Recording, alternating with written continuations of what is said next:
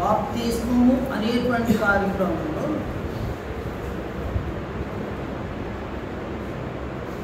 బాప్తిస్మములోనికి ప్రవేశించేటువంటి ఆత్మను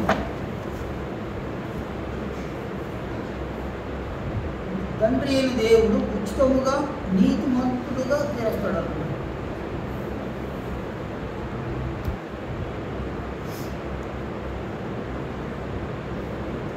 ఫ్రీగా ఉచితంగానే నీతిమంతుడుగా చేస్తాడు.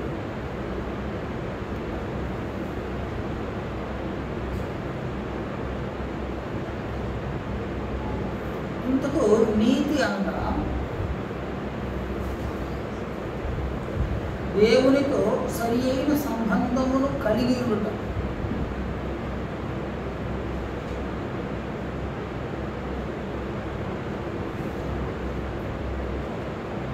సరి అయిన సంబంధం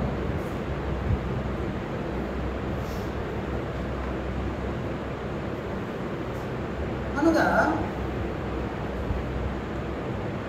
దేవుని యొక్క చిత్తమును మళ్ళీ చెప్తున్నాను, దేవుని యొక్క చిత్తముతోను ఆయన సంకల్పముతోను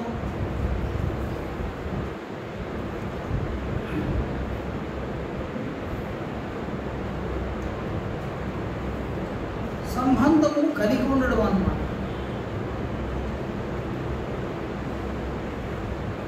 దాని అర్థం ఏంటంటే, తండ్రి నీ ఇష్టమే నా ఇష్టం,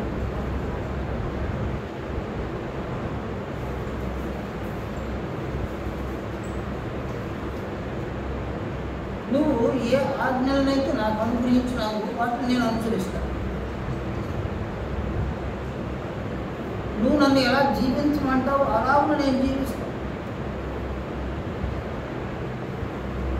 నువ్వు మాట్లాడమన్నట్టు మాట్లాడతాను. నువ్వు ఏ క్రియలు చేయమంటావు ఆ క్రియలు నేను చేస్తాను. ఏ క్రియలను మానుకోమంటావు ఆ క్రియలు నేను మానుకుంటాను. పూర్తిగా నేను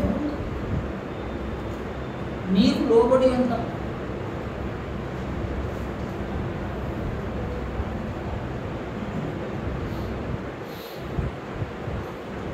అని ఆయనతో ఒప్పందాన్ని కలిగి ఉండడం అన్నమాట. సరైన సంబంధం.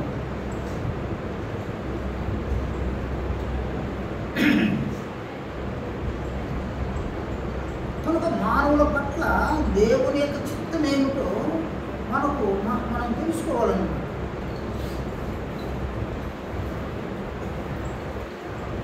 రోమపత్రిక 3వ అధ్యాయం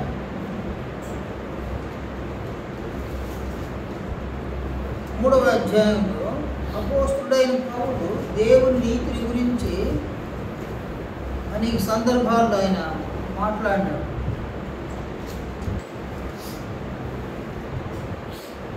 ఇక్కడ మన పట్ల దేవుని యొక్క చిత్తమును చూడండి.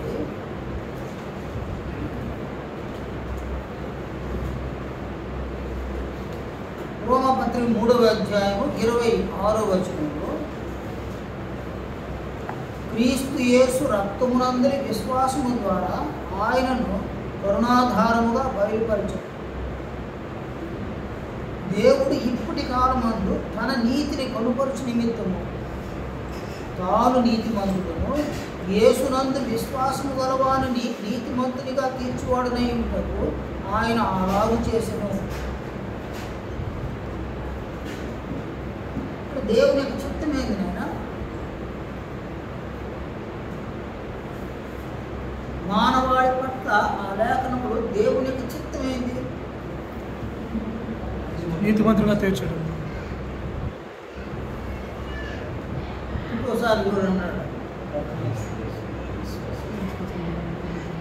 ఎవరైతే తన కుమారుడైన క్రీస్తు యేసునందు విశ్వాసం ఉంచుతారో అది దేవుని చిత్తం. అంటే క్రీస్తు యేసునందు విశ్వాసం ఉంచడం అనేది దేవుని చిత్తం.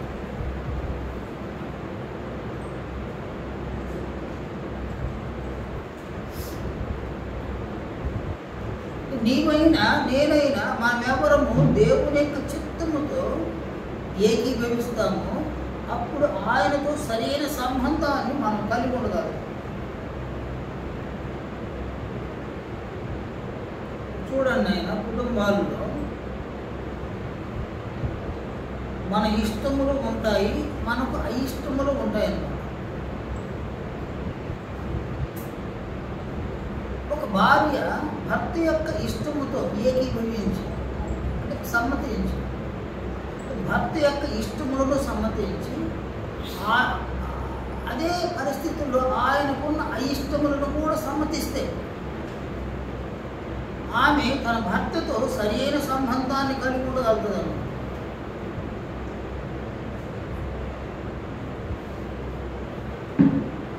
అలాగనే ఒక భార్య ఒక భర్త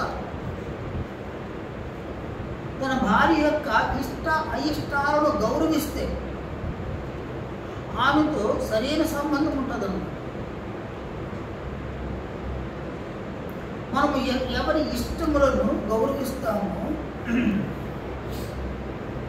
అలాగనే ఎవరి అయిష్టములు ఉంటాయి, ఆ అయిష్టములను కూడా మనం గౌరవిస్తాము, అప్పుడు వారితో మనకు సరైన సంబంధం ఉంటుందన్నమాట.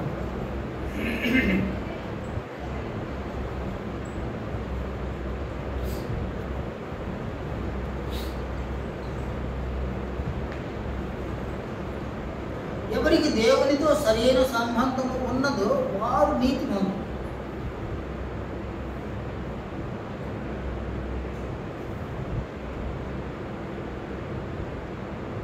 కాబట్టి ఈ గ్రంథములో అనేక మంది నీతిమంతులు ఉన్నారన్నమాట.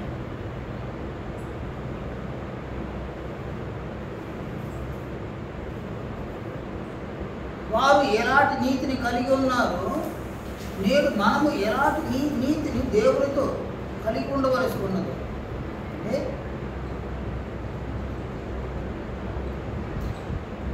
అనగా వారు ఎలాగున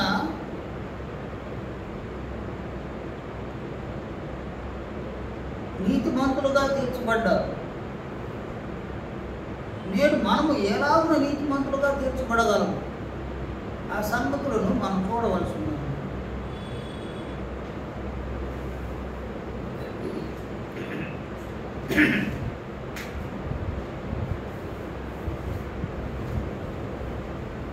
నేను మళ్ళీ చెప్తున్నాను, బాప్తిస్మం అనే కార్యక్రమంలో దేవుడు బాప్తిస్మంలోని ప్రవేశించే ఆత్మను ఉచితముగా నీతిని ఆ ఆత్మను అనుగ్రహిస్తాడు.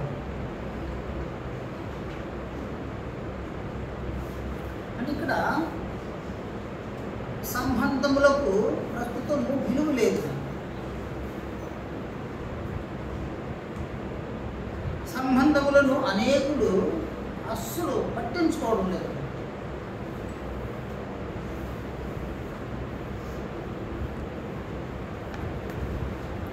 రక్త సంబంధం ఉంది, అలాగే వివాహ సంబంధం ఉంది,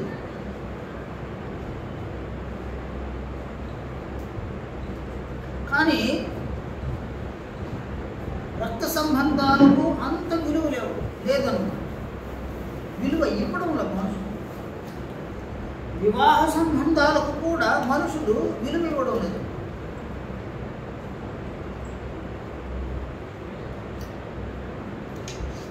మనుషులందరూ ఒకే కుటుంబంలో ఉన్న వారి మధ్య సంబంధాలు సరిగా లేవు.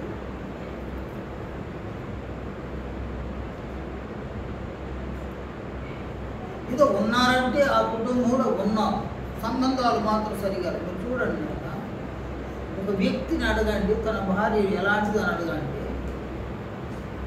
అతడు ఆమెలో ఉన్న లోపాలన్నీ కూడా చెప్తా ఉంటాడు.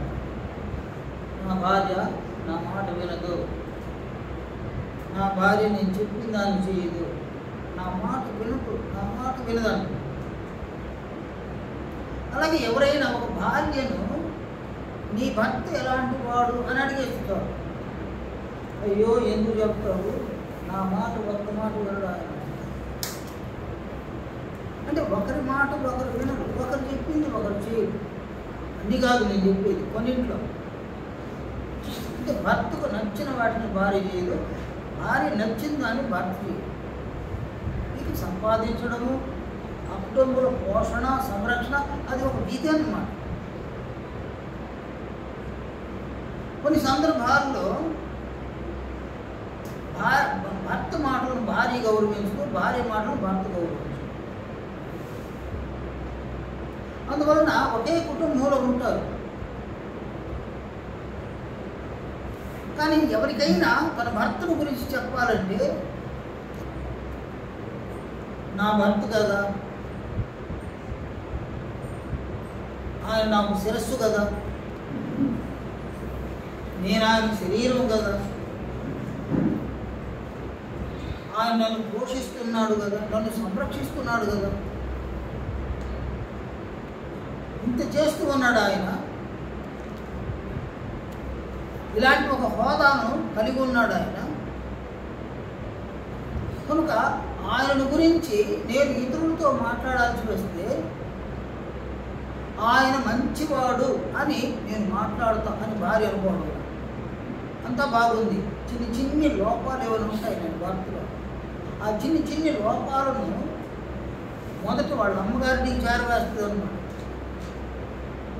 నా భర్త అలాంటి వాడు, నా భర్త ఇలాంటి వాడు. వాడి తరువాత చుట్టుపక్కల ఉన్న స్త్రీలతో చెప్పుకుంటుంది అన్నమాట. ఆమె బాధ అది. అలాగే భర్త ఎవరితో చెప్పుకుంటాడు, భర్త ఆమె ఎదురుగా కూడా చెబుతానని చెప్తాడు అన్నమాట. ఎందుకంటే ఆయన పురుషుడు కాదు. తన బంధువులతో తన స్నేహితులతో కూడా తన భార్యని గురించి చెప్పేస్తాడు. ఆమెలో ఉన్న బలహీనతలు చెప్తాడు. ఆమె నా భార్య కదా,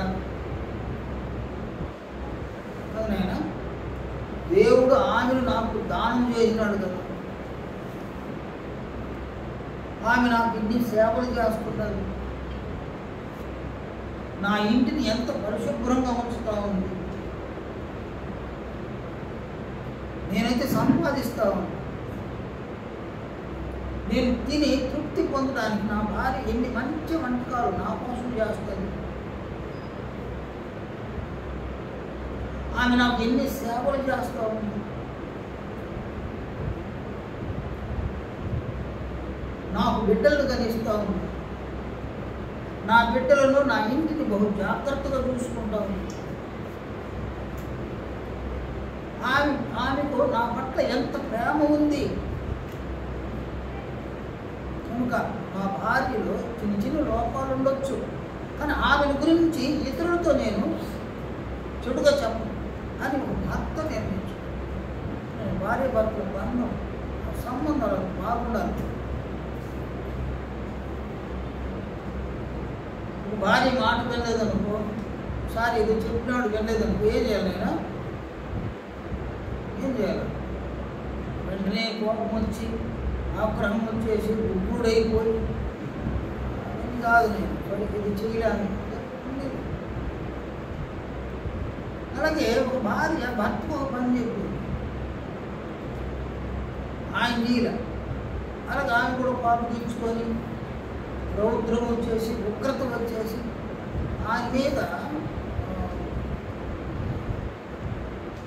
ఇవన్నీ చూపించకూడదు అనుకో. ఆయన ఈసారి నేను ఇలా అడిగితే దాన్ని చేయలేదు అసలు కాంప్రమైజ్.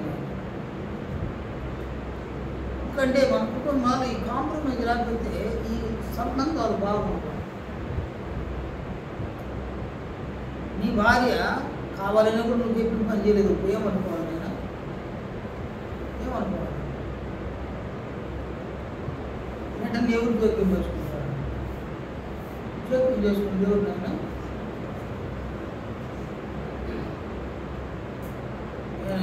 నీ భార్య నీ మాట వెళ్ళదండి, వెంటనే జోక్యం చేసుకునే దేవుడు నీ అమ్మ సీట్లోకి వచ్చేస్తాడు. నా కొడుకు చెప్తే విన్నంటారు. ప్రత్యక్షంగా దాడి చేస్తారు. ఇవన్నీ కొంచెం అమాయకురాలు లేదు, అమాయకురాలు కాకపోతే ఆమె అడిగి ఉండాలనుకుంటారు.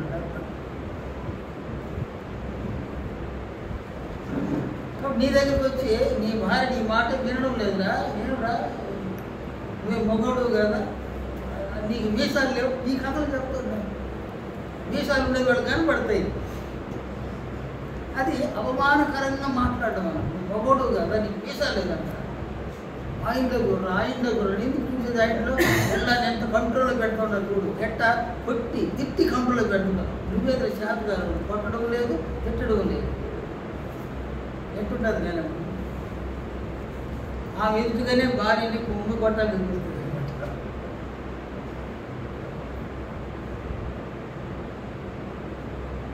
సంబంధం ఏమవుతుంది? ఏదో చేయలే, నేను చెప్పిన పని చేయలేదు. ఎవరు అడిగినా, మీ అమ్మ కూడా అడిగింది, చేయలేదమ్మా ఆరోగ్యం బాగలేదమ్మా, నువ్వు చేయలేము. ఎన్ని పనులు చేస్తుందా, ఈ ఒక పని చేయకపోతే తిట్టేయాలన్నా అట్లా ఒక మగవాడు ఫీల్ అప్పుడు సంబంధాలు బాగుంటాయి. తనేసి నన్ను బయట వెళ్తే ఆ భార్య ఆలోచన చేస్తాను, నేను ఆయన చెప్పిన పని చేయకపోయినా ఆయన ఎంత సర్దుకొని వెళ్ళినాడు. చెబుతాం అలాగే నా భార్య నేను చెప్పిన మాట వినకపోయినా సర్దుకొని వెళ్ళడం. భార్య కూడా అంత సర్దుకొని, అప్పుడు ఈ సంబంధాలు బాగుంటాయి. ప్రతి చిన్నదానికి ప్రతి పెద్దదానికి ఫైటింగ్లు చేస్తూ ఉంటే ఈ ఫైటింగ్ ఆడదాకపోతుంది, నేను పోలీస్ స్టేషన్ దాకా పోతుంది, కోర్టు దాకా పోతుంది. పోలీస్ స్టేషన్ దాకా పోయి ఇచ్చేస్తే పర్వాలేదు, కోర్టు దాకా పోతే డైవర్స్ అడుగుతారు.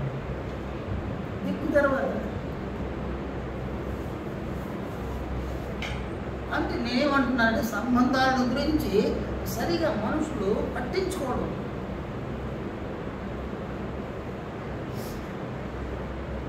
భార్యాభర్తల మధ్య సంబంధాలు, తల్లిదండ్రుల పిల్లల మధ్య సంబంధాలు, ఈ సంబంధాలను ఎప్పటికీ కూడా తెంచి వేసుకునే విధంగా మాట్లాడకూడదు.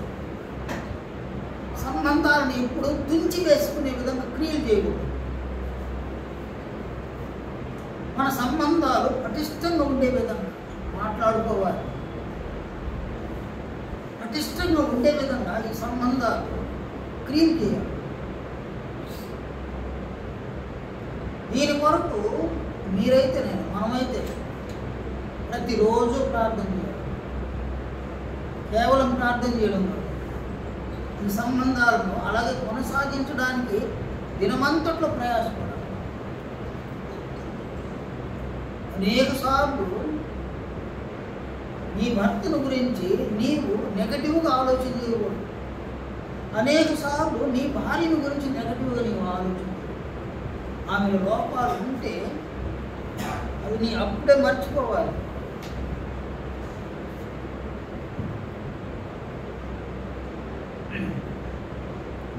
నీ భార్యను గురించి నీవు పాజిటివ్గా ఆలోచన చేయాలి. నీ భర్తను గురించి పాజిటివ్గా ఆలోచన చేయాలి. ఏ భర్త తన భార్యను గురించి నెగటివ్గా ఆలోచన చేస్తాడో ఆయన ఆమెను గురించి నెగటివ్గా మాట్లాడుతాడు. ఏ భార్య తన భర్తను గురించి నెగటివ్గా ఆలోచన చేస్తాడో ఆమె తన భర్తను గురించి నెగటివ్గా మాట్లాడుతుంది. సంబంధాలు బాగుంటాయి, సంబంధాలు బాగానే ఉంటాయి. అంటే భార్య భర్తలు గొడవలు వేసుకోకూడదని కాదు, వేసుకోవచ్చు. గొడవ వేసుకుంటే భార్య భర్తల మధ్య మరింత ప్రేమ పెరగదు. గొడవలు వేసుకున్నప్పుడు ప్రేమ కొంచెం ఎక్కువ అవుతుంది. ఏ గొడవ లేకపోతే ఆ జీవితం బోరు కదా, లైఫ్ బోర్ అనమాట. ఏదేమైనా సంబంధాలు బాగుంటాయి, కానీ సంబంధాలను ఎవరు దృష్టించడం, సంబంధాలు తెగిపోయే విధంగా మాట్లాడుకుంటూ ఉంటారు. సంబంధాలు చెడిపోయే విధంగా క్రియలు చేసుకుంటారు. ఇది మనుషుల మధ్య సంబంధం, అది ఆయనతో సంబంధం, తండ్రి అయిన దేవునితో సంబంధం. ఆయనతో ఎవరైనా సంబంధాన్ని కలిగి ఉండాలి అని అనుకుంటే అది ఆయన రూట్లోకి వెళ్ళాలన్నమాట.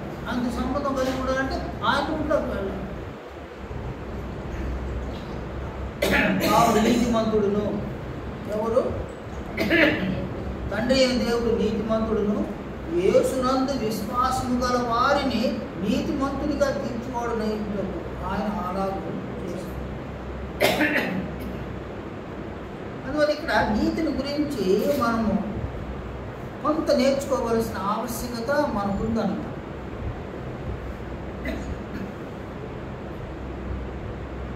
మీరు చూడండి,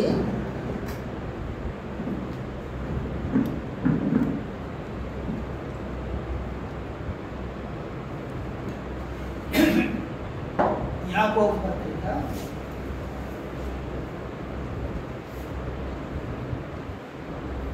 పత్రికలో యాకోబు సెలవిచ్చిన ఈ మాటలు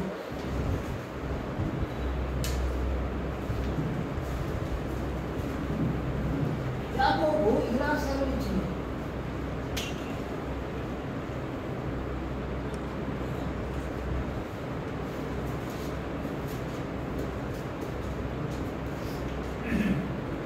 రెండవ అధ్యాయం 23వ వచనం. అబ్రహాము దేవుని నమ్మిను, అది అతనికి నీతిగా ఎంచబడినది.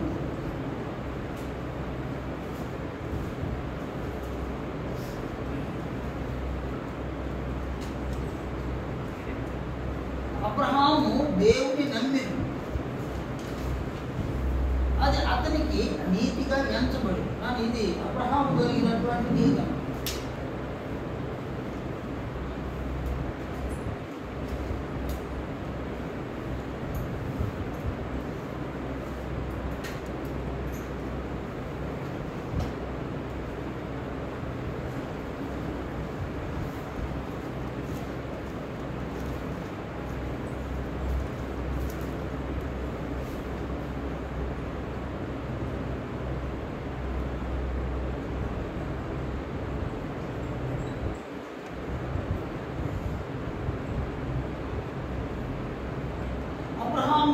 దేవుని నమ్మి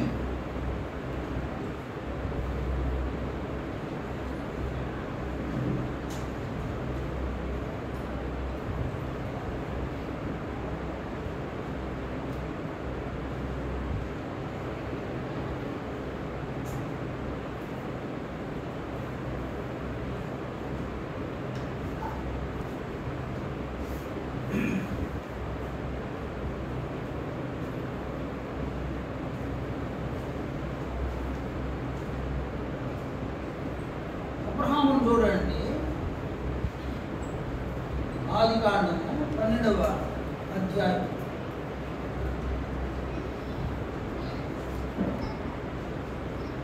ఆదికాండం 12వ అధ్యాయంలో తండ్రి అయిన దేవుడు అబ్రహామును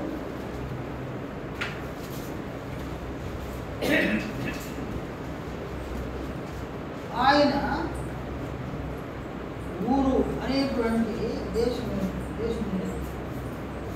ఆయన్ని పిలిచినాడు. 12వ అధ్యాయం ఈ మొదటి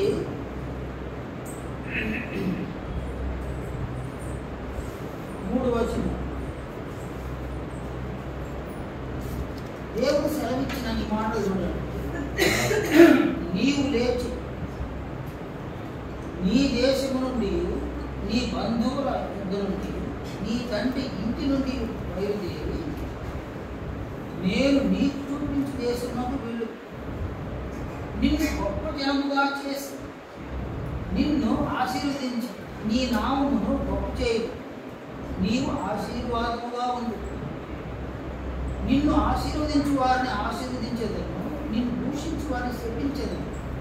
భూమి యొక్క సమస్త వంశములు నీ యందు ఆశీర్వదింపబడును. అబ్రహాముతో దేవుడు సెలవిచ్చాడు.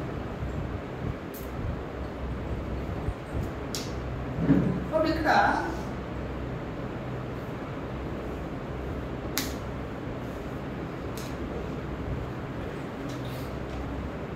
అబ్రహాము దేవుని నమ్మాడు.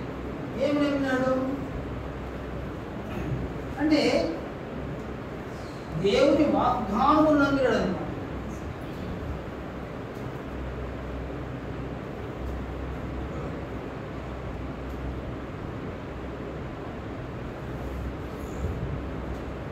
అబ్రహాము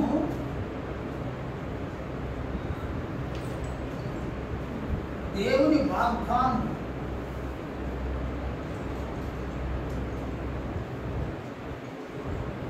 నమ్మిన.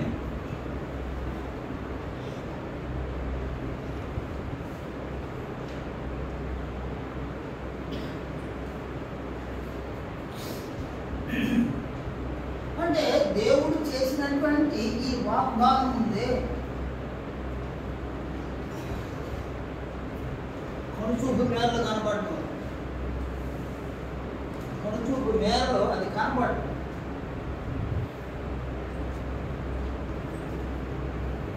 నేను నీకు చూపించి దేశమునకు వెళ్ళుము అని అన్నాడు. ఏ దేశమో తెలియదు, అక్కడి ప్రజలు ఎలాంటి వారో తెలియదు, అక్కడ వారి నాగరికత ఏదో తెలియదు, వారి భాష ఏదో తెలియదు, వారి ఆహారపు అలవాట్లు ఏదో తెలియదు, అసలు వాళ్ళు ఎలాంటి వాడో తెలియదు. చూడండి,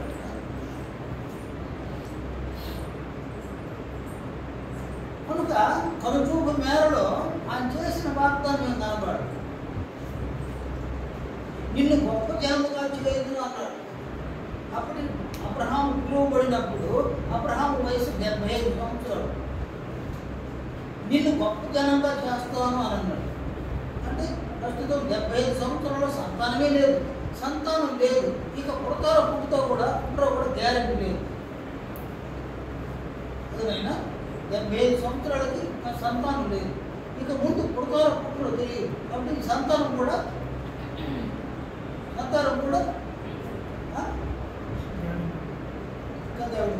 సుదూరంలో ఉందన్నమాట. నమ్మడానికి కూడా చెప్తున్నారు.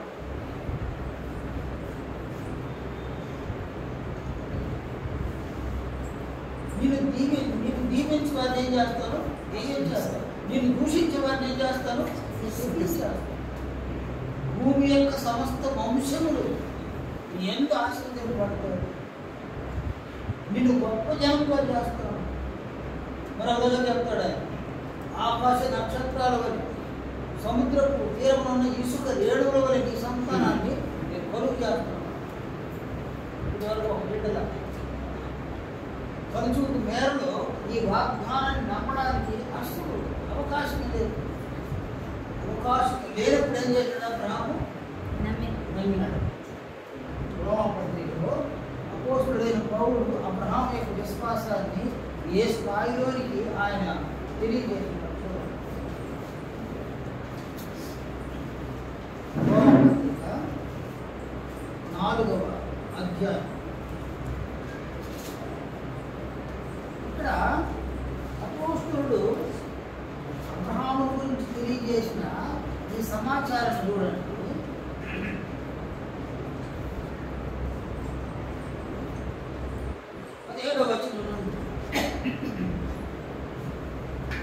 తాను విశ్వసించిన దేవుని ఎదుట అనగా మృతులను సజీవులనుగా చేయవాడును, లేని వాటిని ఉన్నట్టుగానే పిలుచువాడునైన దేవుని ఎదుట అతడు మనందరికి తండ్రి గురించి నిన్ను అనేక జనములకు తండ్రిగా నియమించింది అని వ్రాయబడింది.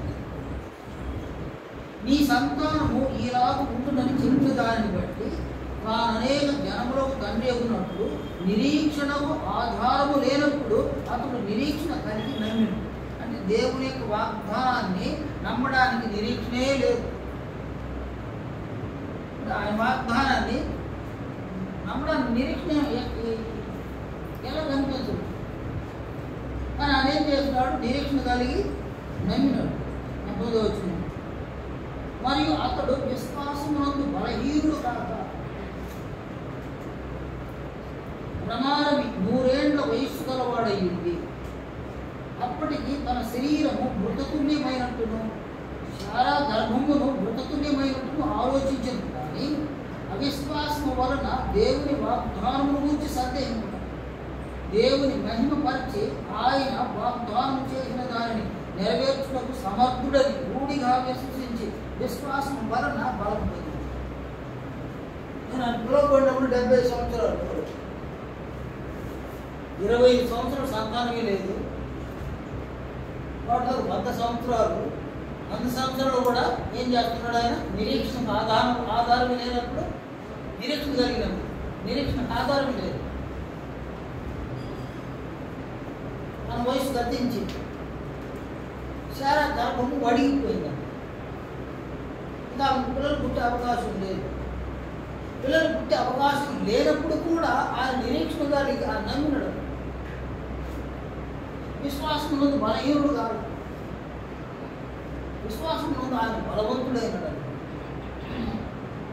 అంటే అబ్రహాము చూడండి, ఆయన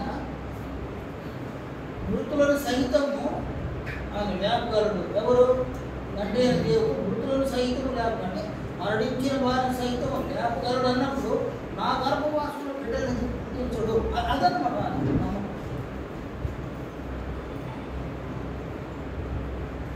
కనుక దేవుడు అబ్రహాముకు చేసిన వాగ్దానాన్ని అబ్రహాము పొందుటకు ఒక రీజన్ ఏంటంటే దేవుని పట్ల కలిగిన విశ్వాసం. ఆ నమ్మకాన్ని దేవుని పట్ల ఎప్పుడైతే ఉంచినాడో అప్పుడు దేవుని దేవు కలిగింది దీనికి సరైన సంబంధం. అబ్రహాము దేవుని నమ్మెను, అది అతనికి సరే. అబ్రహాము దేవుని నమ్మినాడు కనుక ఆయన నీతిమంతుడుగా తీర్చబడ్డాడు. అబ్రహాము నీతిమంతుడు.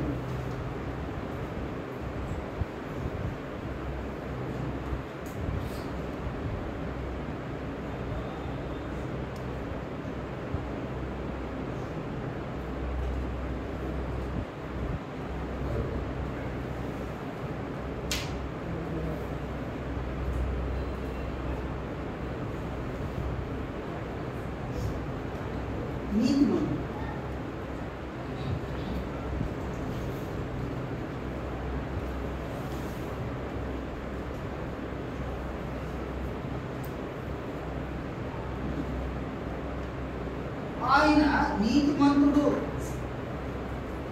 నీతిమంతుడు అనడానికి రుజువేంది? నేను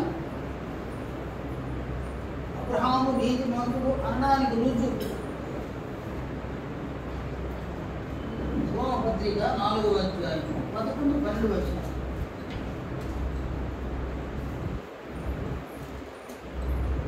వచనములు మరియు సున్నతి లేని వారైనను నమ్మిన వారికి అందరికీ అతడు తండ్రి యొక్క వలన వారికి నీతి ఆరోపించుటకై అతడు సున్నతి పొందక మునుపు తనకు కలిగిన విశ్వాసము వలనైన నీతికి ముద్రగా సున్నతి అనుభూతి పొందాను. కాబట్టి ఆయన నీతిమంతుడు అని రుజువుపరచుకోవడానికి ఆధారం ఏంటైనా సున్నతి అన్నమాట.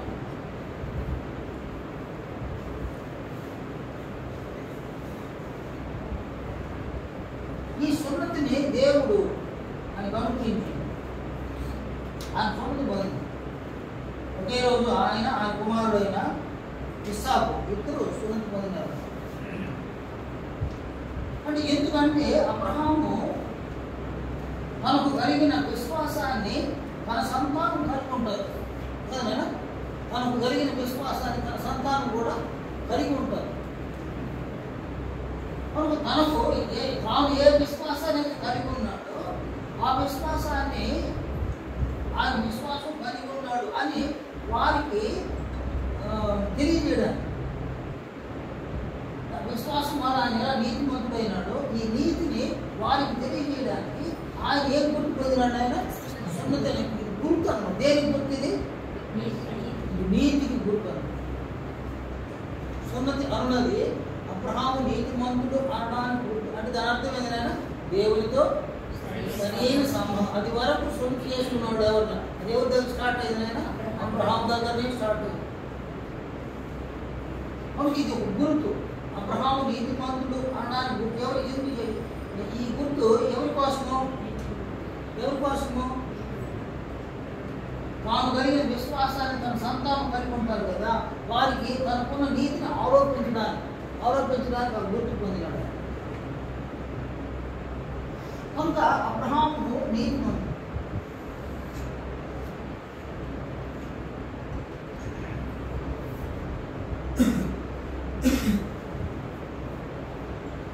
మనం ఎక్కువ తెలుసుకోవడం ఈ గురించి దేశవాకు. ఆ తర్వాత తండ్రి దేవుడు మోషే ద్వారా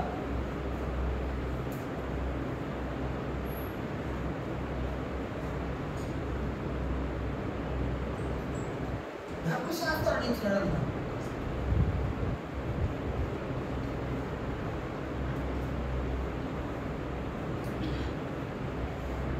ఎవరికి ఇచ్చినాడు? ఎవరు వాళ్ళు?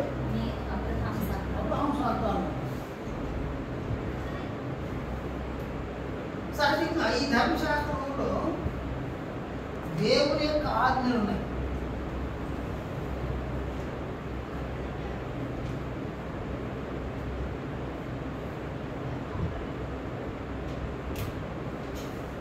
ఈ ఆజ్ఞలను ఎవరైతే యూదులు అనుసరిస్తారు, అబ్రహాం సంతానం అనుసరిస్తారు, వారేమవుతారైనా దేవునితో సరైన నీతిమంతులు తీర్చబడతారు.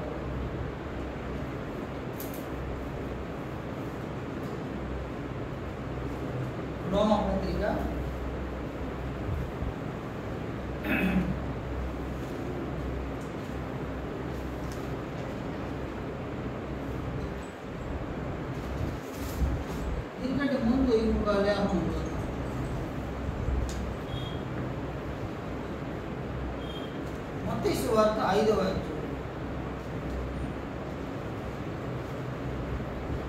5వ అధ్యాయంలో ప్రభువు చెప్పినటువంటి ఈ మాటలు చూడండి. 20వ వచనం, శాస్త్రుల నీతి కంటేను పరిసయ్యుల నీతి కంటేను మీ నీతి అధికము కానియడల మీరు పరలోక రాజ్యంలో ప్రవేశింపనేరని మీతో చెప్తున్నాను. ఇక్కడ శాస్త్రులు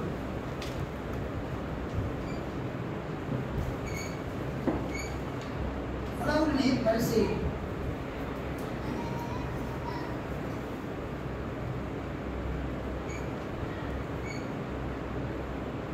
మీరెవరైనా మీరు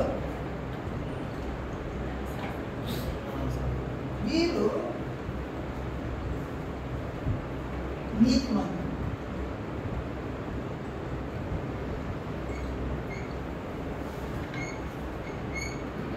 శాస్త్రులు పరిసయ్యులు మీరు నీతిమంతులు. చెప్పింది ఎవరైనా యేసు ప్రభువే చెప్పారు.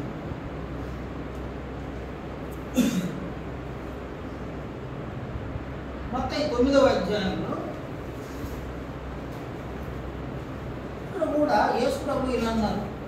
9వ అధ్యాయం 13వ వచనం, నేను పాపులను పిలువవచ్చుని కానీ నీతిమంతులను పిలువ రాలేదు. ఎవరితో చెప్పినాడంటే వీళ్ళే, ఈ శాస్త్రులు ఈ పరిశీలనతో చెప్పినాడు. అంటే సందర్భం ఏంటంటే ఆయన ఒక ఇంట్లో భోజనాన్ని కూర్చున్నాడు. వాళ్ళందరూ కూడా శాస్త్రులు పరిశీలన ఉన్నారు. వాళ్ళు ఈ సొంకుని ఇంట్లో పోయి ఎందుకు భోజనం చేస్తున్నాడు ఆయన అని తన శిష్యుల్ని అడిగినారు. ప్రభు యొక్క శిష్యుల్ని అడిగినారు, సుంకరులతోనూ పాపులతోనూ కలిసి ఎందుకు భోజనం చేస్తున్నాడు అని అడిగినారు. 11వ వచనం, అది ఆయన విన్నాడు. విని నేను పాపులను పిలువ వచ్చింది కానీ నీతిమంతులను పిలువ రాలేదు. పాపులు ఎవరినైనా, నీతిమంతులు ఎవరు? వాడు నీతిమంతులు. పాపులు అంటే ఎవరినైనా వీళ్ళలో చేరనివారు, వీళ్ళు కూడా యూతులే, వీళ్ళ స్థాయిలో లేనివారు పాపులు అని ప్రభు అన్నాడు.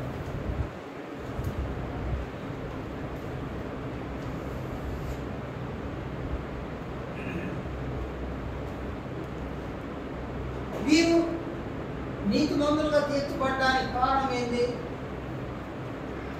మరి అబ్రహాము నీతిమంతులుగా తీర్చబడ్డాడు కదా. అబ్రహాము నీతిమంతులుగా తీర్చబడ్డానికి ఏంటి కారణం ఏంటి?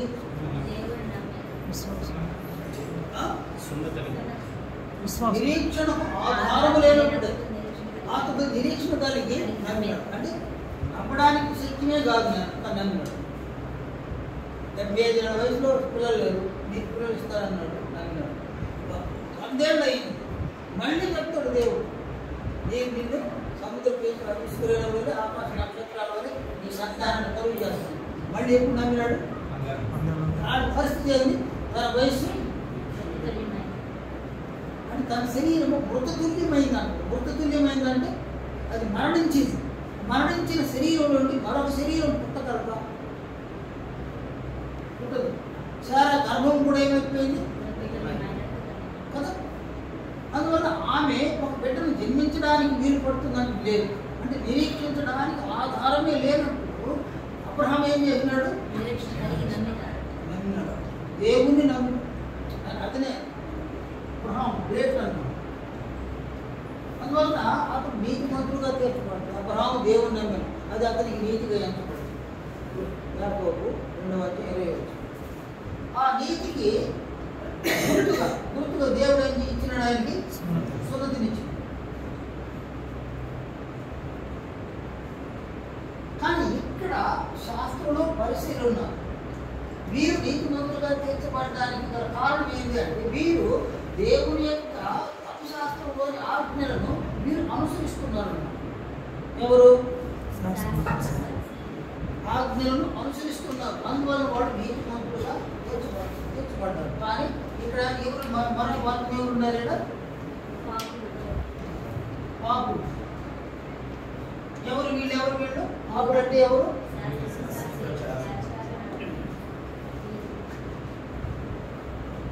దేవుని యొక్క ఆజ్ఞలను అతిక్రమించేవారు అన్నమాట. ఆజ్ఞ అతిక్రమమే పాపం.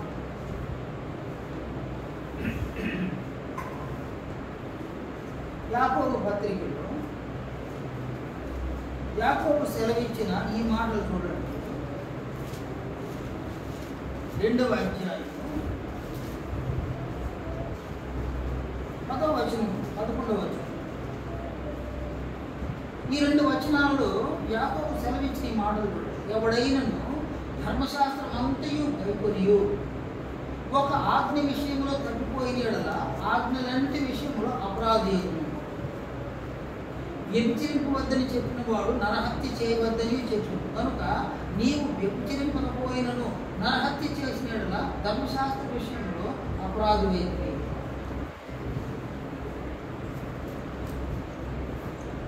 కాబట్టి ఇక్కడ 9 ఆజ్ఞలను అనుసరించి ఒక ఆజ్ఞను అనుసరించడంలో సఫలులు కాకుండా విఫలమైతే వాళ్ళెవరు? వాళ్ళు పాపులు.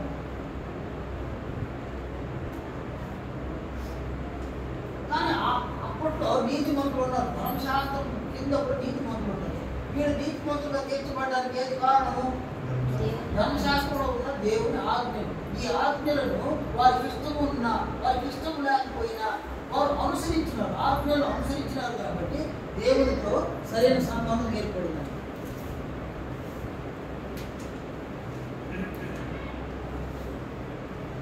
కనుక అబ్రహాము నీతిమంతుడు, వారి సంతానంలో కొంతమంది నీతిమంతులుగా తీర్చబడ్డారు. ఈ ధర్మశాస్త్ర కాలంలోనే యేసు ప్రభువు శిలువ వేయబడ్డారు.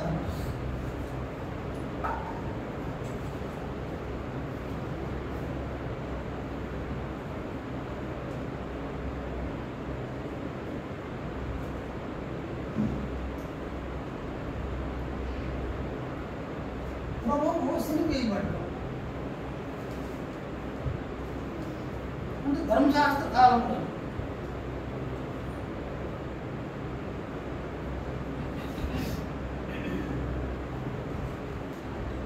ఆయన సిలువ వేయబడ్డప్పుడు ఏం జరిగింది? యేసు ప్రభు సిలువ వేయబడ్డప్పుడు ఏం జరిగింది?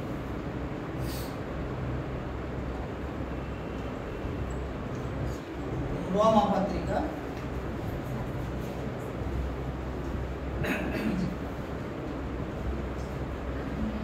ఎఫెసు పత్రిక తీసుకోండి. ఎఫెసు పత్రిక 2వ అధ్యాయం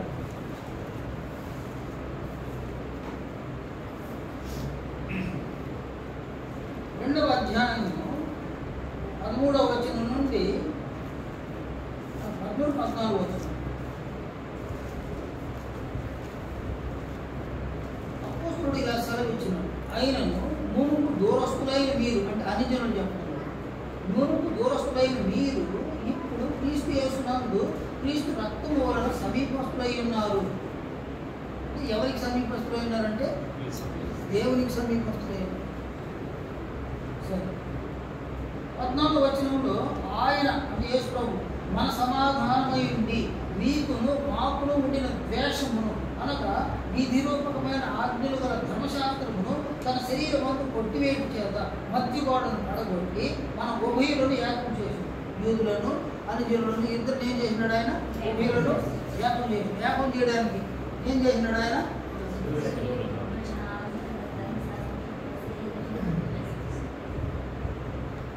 క్రీస్తు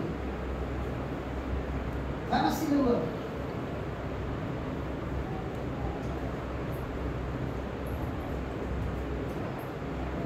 ధర్మశాస్త్రం ఏం చేసినాడు?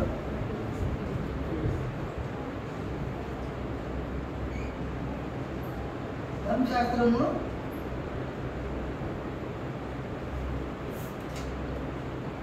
పూర్తి చేసినాడు.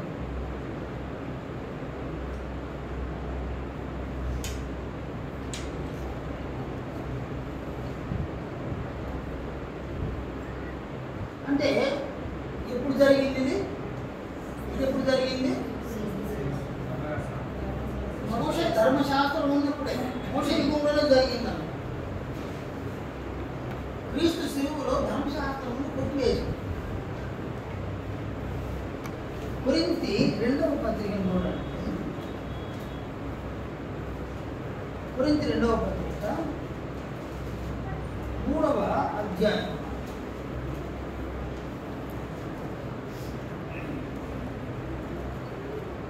14వ వచనం నుంచి చూడండి. 14-15 వచనం. మరియు వారి మనస్సులు కఠినములాయి, అంటే యూదుల గురించి చెప్తారు. కనుక నేటి వరకు పాత నిబంధన చదివినప్పుడు అది క్రీస్తునందు కొట్టివేయబడినని వారికి బయటపరచబడక ఆ ముసుకే నిలిచి ఉన్నది. అంటే యూదులు ఇంకా కూడా ఏమనుకుంటా ఉన్నారు? ఇంకా ధర్మశాస్త్రం ఉందనుకుంటారు. అది క్రీస్తునందు కొట్టివేయబడింది.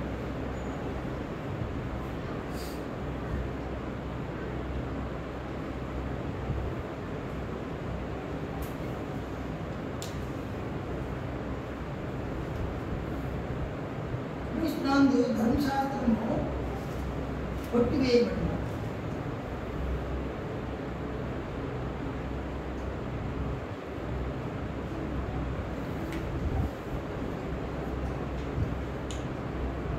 జరిగింది ఇది?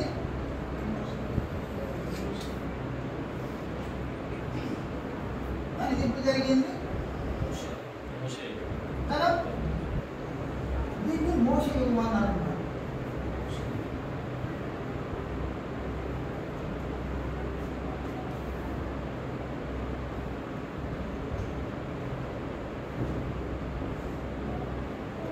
మోషే యుగంలో అనేకులు ధర్మశాస్త్రాన్ని అనుసరించి నీతిమంతులుగా తీర్చబడుతున్నారా?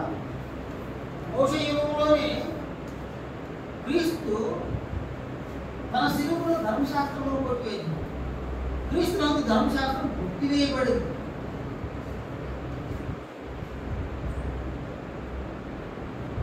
ఇది ధర్మశాస్త్ర కాలంలోనే జరిగిందన్నమాట.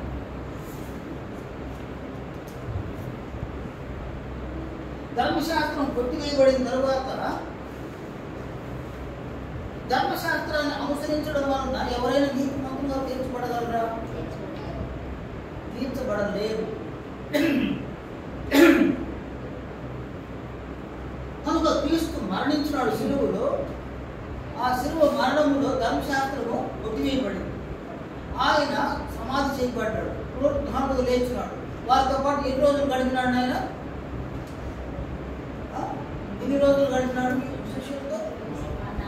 40 రోజులు గడిపినాడు. అంటే 40 రోజులు ఏం లేదు, ధర్మశాస్త్రం లేదు, అది రద్దు అయిపోయాడు అనమాట. 40 రోజుల్లో ధర్మశాస్త్రం లేదు. ధర్మశాస్త్రం లేని దినాలన్నమాట. ఆయన ఆరోహణమైనాడు. అటు తర్వాత శిష్యులు ఏం చేసినారు? సువార్తను ప్రకటించారు. ఫస్ట్ టైం 3000 మంది రక్షణ పొందారు. అంటే ఇక్కడ నుంచి ఇక్కడికి గ్యాప్ 40 రోజులు అన్నమాట.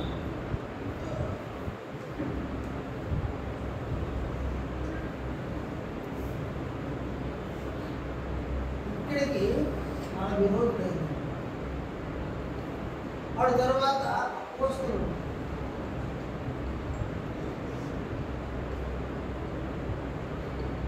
వీరు సువార్తను ప్రకటించారు.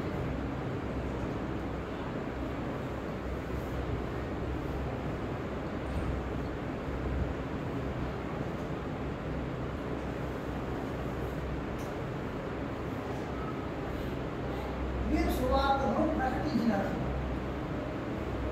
ఎంతనైనా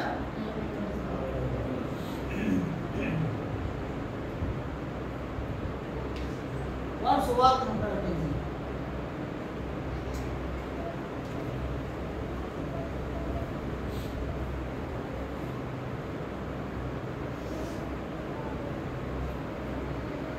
ఆనాడు ఏం జరిగిందంటే సువార్త ప్రకటన వలన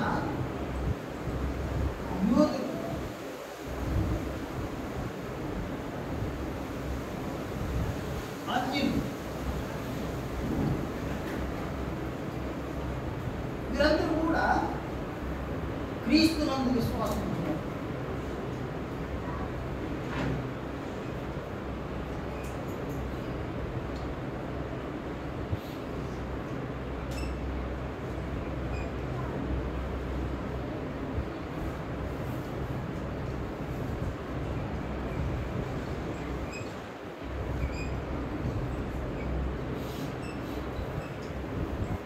వీరందరూ కూడా సువార్త ప్రకటనను విని యూదులు అన్యులు క్రీస్తునందు విశ్వాసం నుంచి బాప్తిస్మం పొందినారు.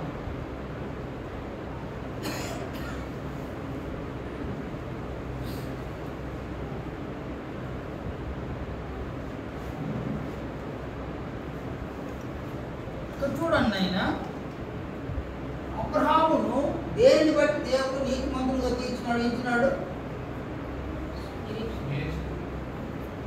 దేన్ని బట్టి? అబ్రహాము కలిగిన అబ్రహాము దేవుని నమ్మింది కాబట్టి అబ్రహాము దేవుని యొక్క వాగ్దానాలను నమ్మినాడు. ఇంకా జరగకపోయినా దాన్ని ఏం చేసినాడు? ఆయన నమ్మినాడు. అందువలన దేవుడు ఆయన ఏం చేసినాడు? నీతిమంతులుగా తీరుస్తూ తాను నీతిమంతుడు, అబ్రహాం నీతిమంతుడు అన్నానికి ఏం గుర్తించినాడు? ఆయన సులభంగా గుర్తించాడు. అబ్రహాం సంతానం మోషే ద్వారా దేవుడు వారికి ధర్మశాస్త్రం ఇచ్చాడు.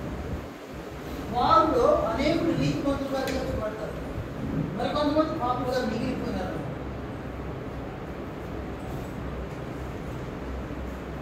ఇక్కడ ఏం జరిగిందంటే 9 ఆజ్ఞలను పాటించి ఒక ఆజ్ఞను పాటించడంలో సఫలులు కాకుండా విఫలమైతే వాళ్ళు ఏమవుతారు? వాళ్ళు పాపులైపోతారు. అందువల్ల వాడు ఏం కాదు, వాళ్ళు నీతిమంతులు. అంటే దేవునితో సరైన సంబంధాన్ని అబ్రహాము కలిగి ఉండటకు దేవుడు చేసిన వాగ్దానాలు సుదూరంలో కనపడకపోయినా నిరీక్షించడానికి ఆధారం లేకపోయినా దాన్ని నమ్మడం వలన దేవుడితో సరైన సంబంధం ఏర్పడింది. యూదులైతే అబ్రహాం సంతానం యూదులు ధర్మశాస్త్రం ఒక విధిగా ఇష్టం ఉన్నా ఇష్టం లేకపోయినా ఆ ధర్మశాస్త్రాన్ని అనుసరించడం వలన కొంతమంది నీతిమంతులు తీర్చబడ్డారు. ధర్మశాస్త్రం అనుసరించడంలో విఫలులైనటువంటి వారు పాపులని మీరు దుర్నీతి పడుతుంది, మీరు నీతి పంపుకోరు దుర్నీతి. అందులో ప్రభు ఏమన్నాడంటే పాపులను పిలవడానికి వచ్చినాను కానీ నీతి మంతులను పిలవడానికి నేను రాలేదు. అంటే వీళ్ళు ధర్మశాస్త్రాన్ని ఇష్టం లేకపోయినా దాన్ని అనుసరించినారు కాబట్టి దేవునితో సరైన సంబంధం ఏర్పడింది. దేవుడు ఏం చేసినాడు? నెక్స్ట్ మోషే కూడా ఏం చేసినాడు? ధర్మశాస్త్రాన్ని. ఎందువల్ల దేవుడు ధర్మశాస్త్రాన్ని కొట్టివేసినాడు? కదనైనా ధర్మశాస్త్ర సంబంధమైన క్రియలను బట్టి ఎవడును నీతిమంతుడుగా తీర్చబడడు. ఎందువలన? ధర్మశాస్త్రం ఇచ్చింది ఆయనే కదా. ధర్మశాస్త్రం ఇచ్చింది ఎవరు? ఆయనే. ధర్మశాస్త్ర సంబంధమైన క్రియల వలన ఏ మనుషుడును దేవుడి దృష్టికి నీతిమంతుడుగా తీర్చబడు. రోమా 3:20.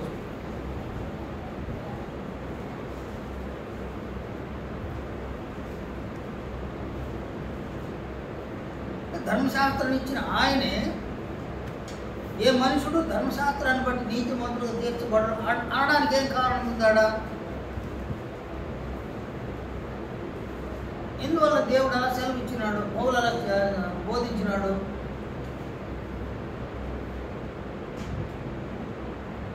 అది క్రీస్తునందు ఏమైపోయింది? పౌలు ఆ సందేశాన్ని రాసేటప్పటికి అప్పటికే క్రీస్తు చనిపోయి సమాధి చేయబడి ఆయన ఆరోహణమై వెళ్ళిపోయినాడు. సంఘం స్థాపించబడింది అనమాట. ఆయన వెళ్ళిపోయినాడు. అంటే పెంతెకోస్తు పండుగ దినాన సంఘం ఏర్పడింది. అటు తర్వాత ప్రభు అయిన క్రీస్తు యేసు పౌలుని ఏర్పరచుకున్నాడు. ఆయన సువార్త చేస్తూ వెళ్ళిపోయినాడు. ఆయన వెళ్ళిపోతూ ఎవరికి రాసినాడు ఆ సంగతిని? రోమా సంఘానికి రాసినాడు. చాలా గ్యాప్ ఉందన్నమాట. చాలా గ్యాప్. యేసు ప్రభు మరణించి సమాధి చేయబడి పునరుద్ధానంలోకి వెళ్ళిపోయినాడు కదా పరలోకం. చాలా సంవత్సరాలు అయిపోయింది. అందులో ఎన్నో సంవత్సరాల క్రితము ధర్మశాస్త్రం కొట్టివేయబడింది క్రీస్తునందు కాబట్టి ఇక ఆ ధర్మశాస్త్రాన్ని బట్టి ఎవరు కూడా నీతిమంతులుగా తీర్చబడరు. అపోస్తలుల కార్యములు 13:38, 38, 39 వచనాలలో అక్కడ అపోస్తలుడు సెలవిచ్చిన ఆ మాటలు చూడండి. 13వ అధ్యాయం 38, 39 వచనాలు అన్నమాట. అక్కడేమన్నాడు చూడండి ఆయన. కాబట్టి సహోదరులారా, మీకు ఆయన ద్వారానే పాపక్షమాపణ ప్రచురమవుతున్నదనియు మీరు మోషే ధర్మశాస్త్రము వలన ఏ విషయములలో నీతిమంతులుగా తీర్చబడలేకపోతురో ఆ విషయములలో విశ్వసించి ప్రతివాడును ఈయన వలననే నీతిమంతులుగా తీర్చబడునని మీకు తెలియగాక. మోషే ధర్మశాస్త్రమందు నీతిమంతులుగా మీరు తీర్చబడలేదు. కాబట్టి ఎవరి ద్వారా నీతిమంతులుగా తీర్చబడాలి? ఈయన ద్వారానే అన్నాడు. ఈయనంటే ఎవరాడు? క్రీస్తు ద్వారానే నీతిమంతులుగా తీర్చబడాలి. అంటే ఏ మనుషుడైనా, యూదుడైనా, అన్యజనుడైనా దేవునితో సరైన సంబంధాన్ని కలిగి ఉండాలంటే ఎవరి ద్వారా? క్రీస్తు ద్వారానే. ఎవరైనా క్రీస్తు యేసునందు విశ్వాసం ఉంచి బాప్తిస్మములోనికి వస్తే వారి దేవుడు ఏం చేస్తాడు? నీతిమంతుడు. అంటే వారిని తనతో సంబంధాన్ని కలిగించుకుంటాడు.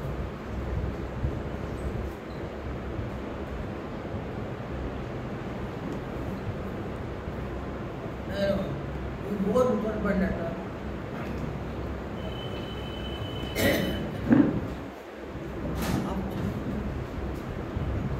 7వ అధ్యాయం. ఈ 7వ అధ్యాయంలో మొదటి 2 వచనాలు చూడండి. సహోదరులారా, మనుషుడు బ్రతికినంత కాలమే ధర్మశాస్త్రం అతని మీద ప్రభుత్వం చేయించున్నదని మీకు తెలియదా? మనిషి యూదులు బ్రతికున్నంత వరకు ధర్మశాస్త్రానికి లోబడి ఉండాలి. సరే, ధర్మశాస్త్రము ఎరిగిన మీతో మాట్లాడుతున్నాను. ఏమన్నాడు ఆయన?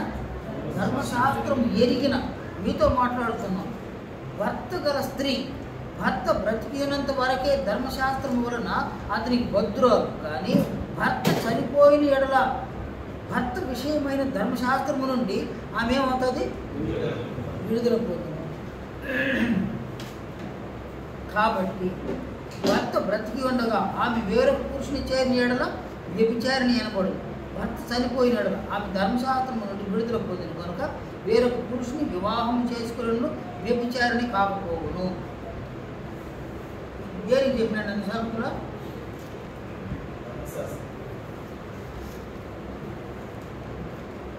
ధర్మశాస్త్రం ఉన్నంత వరకు ధర్మశాస్త్రానికి బద్ధులు. యూదులందరూ కూడా ధర్మశాస్త్రానికి బద్ధులు. ధర్మశాస్త్రం ఏమైంది? ఎవరి ఎందుకు కొట్టివేయబడింది? క్రీస్తులందుకు కొట్టివేయబడింది. అంటే దాని అర్థమైంది, ఈ లేఖనం ప్రకారం దాని అర్థమైంది, ధర్మశాస్త్రము చనిపోయింది. ధర్మశాస్త్రం చనిపోయింది, అది వరకు దానికి బద్ధులైన వారందరూ ఏమైపోయినారు? విమోచన పొందేది, ధర్మశాస్త్రం నుండి విడుదల పొందింది. కాబట్టి వేరొక పురుషుని చేరడానికి అవకాశం. వేరొక పురుషుడు అంటే ఏంటైనా క్రొత్త నిబంధన. ధర్మశాస్త్రము చనిపోయింది, క్రొత్త నిబంధన అమల్లోకి వచ్చేసింది. ఎందుకు బాబా చెప్తారు?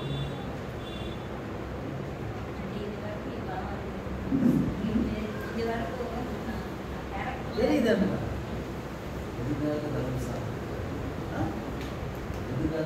దాని చెప్తున్నాడు. దాని ఎందుకు ధర్మశాస్త్రం, దేవుడు ధర్మశాస్త్రాన్ని ఎందుకు ఇచ్చినాడు? పాయింట్ నెంబర్ 1గా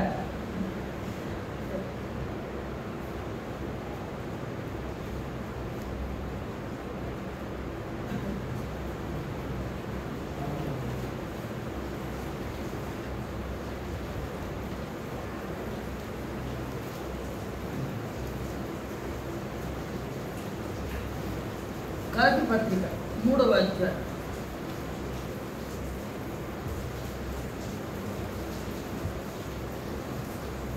19వ వచనం చూడండి. నువ్వేసిన ప్రశ్న పౌలు వేసినాడు. గలతీ 3వ అధ్యాయము 19వ వచనం. 19వ వచనంలో అలాగైతే ధర్మశాస్త్రం ఎందుకు అని ప్రశ్న వేసినాడు పౌలు.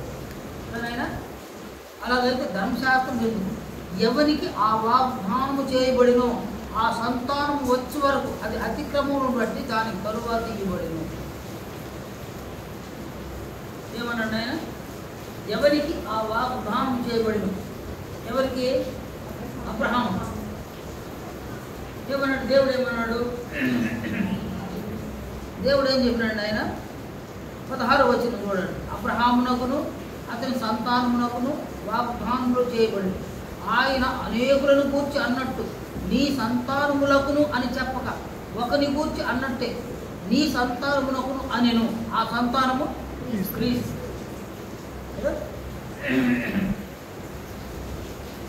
కాబట్టి అబ్రహాం యొక్క సంతానం ఎవరు? క్రీస్తు రావాలి. క్రీస్తు రావాలంటే ఎవరు పంపిస్తారండి? దేవుడే పంపిస్తాడు.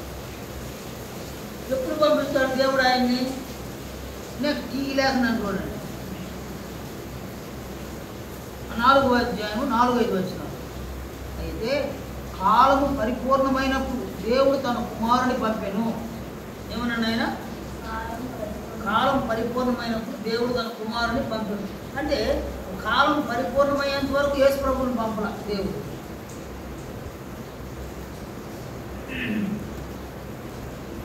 ఆయన వచ్చేంత వరకు ఏం చేయాలి?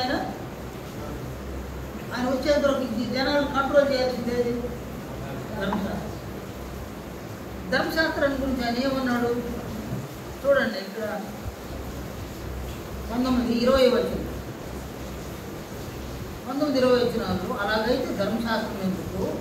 ఎవరికి ఆ వాగ్దానం చేయబడిందో ఆ సంతానం వచ్చే వరకు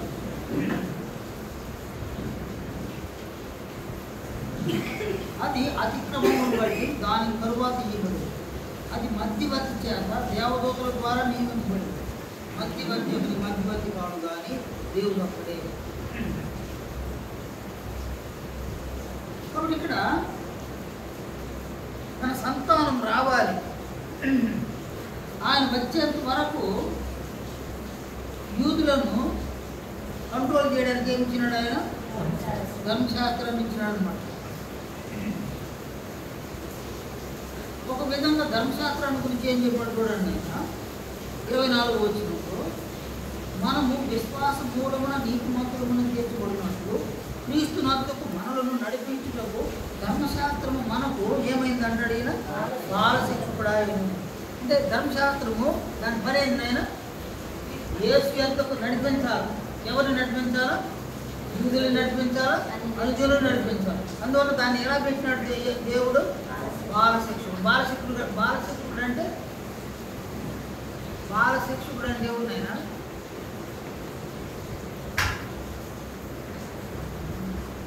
మనకు దాని అర్థమే తెలియదు. బాలశిక్షకుడు అంటే మనకు దాని అర్థం తెలియదు. ఈ బైబిల్కి సంబంధించిన కాలం వాళ్ళు ఏం చేసేదంటే కుటుంబాలలో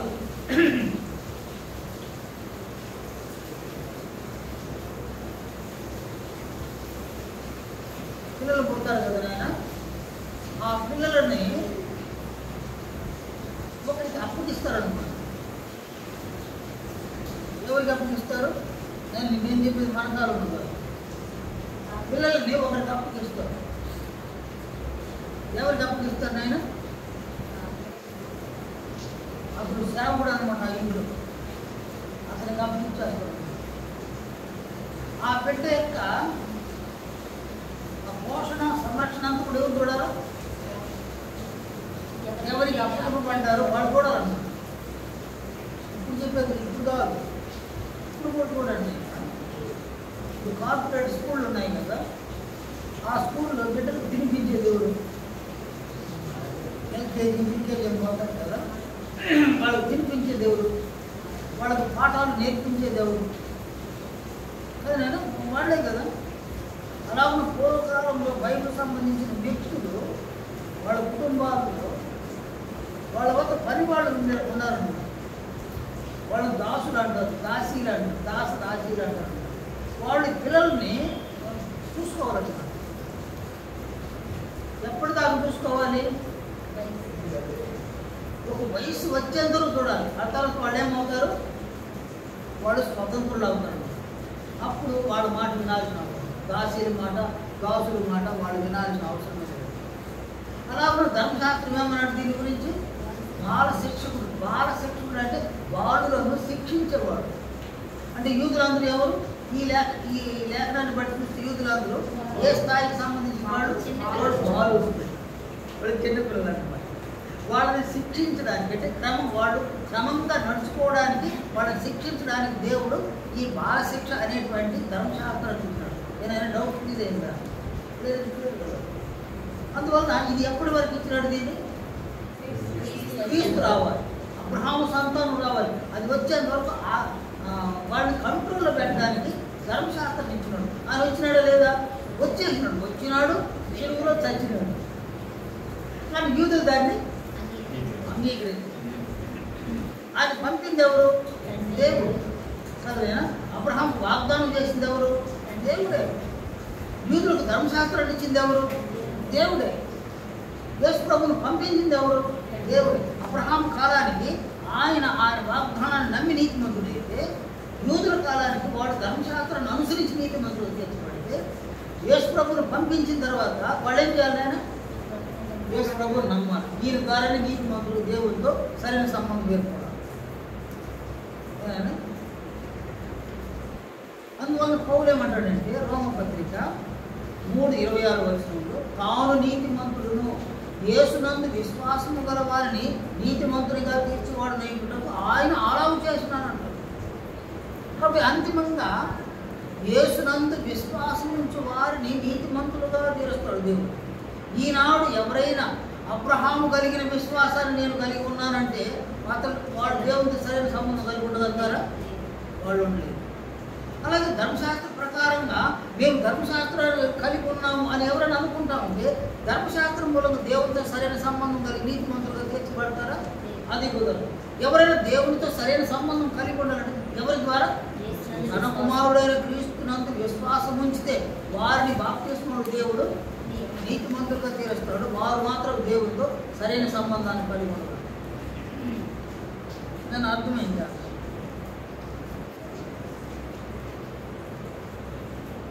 కనుక బాప్తిస్మము అనేటువంటి ఈ కార్యక్రమంలో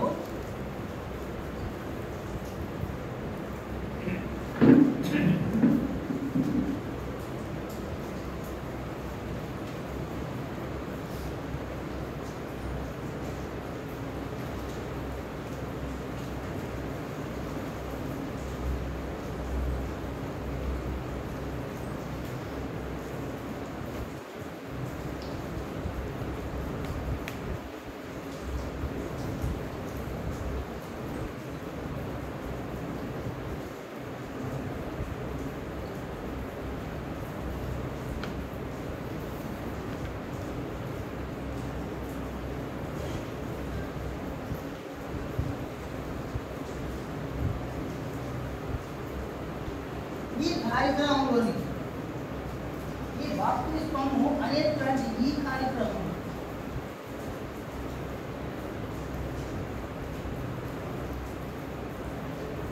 క్రీస్తునందు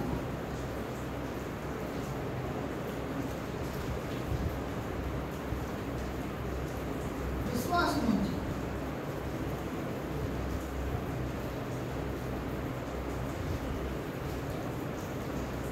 ఈ బాప్తిస్మము అనే కార్యక్రమంలోకి ఎవరు ప్రవేశిస్తారు? అంతిమంగా క్రీస్తునందు విశ్వాసం నుంచి రావాలి.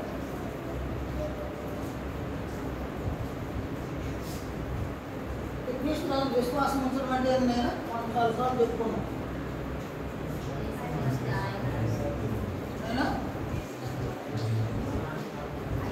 క్రీస్తు యొక్క రక్తమునందు విశ్వాసం ఉంచడం. ఇక్కడికి వచ్చేసరికి క్రీస్తునందు విశ్వాసం ఉంచడం అంటే ఏంటి? మళ్ళీ యేసు ప్రభు క్రీస్తునందు విశ్వాసం ఉంచడం. క్రీస్తు రక్తం కనబడదు, కానీ ఆ రక్తమునందు విశ్వాసం ఉంచాలి. క్రీస్తునందు విశ్వాసం ఉంచడం అంటే ఏంటి? మనం రాసుకున్నాం.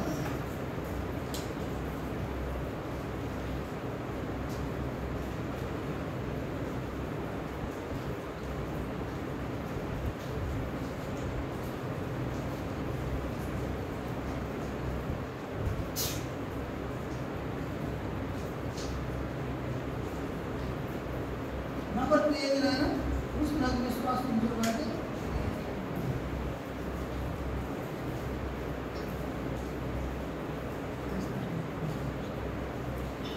అనేక ఉన్నది.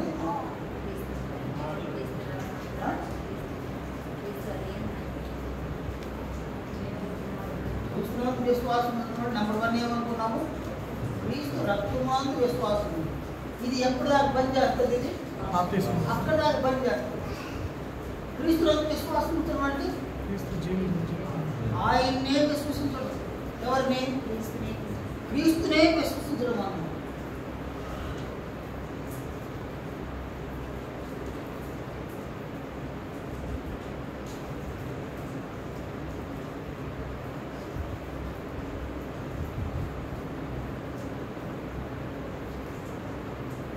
క్రీస్తుని విశ్వసించడం అంటే ఏంటైనా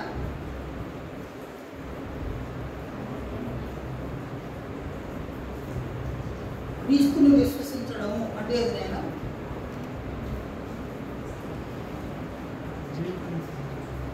నేను క్రీస్తు యొక్క జీవితాన్ని విశ్వసించాను.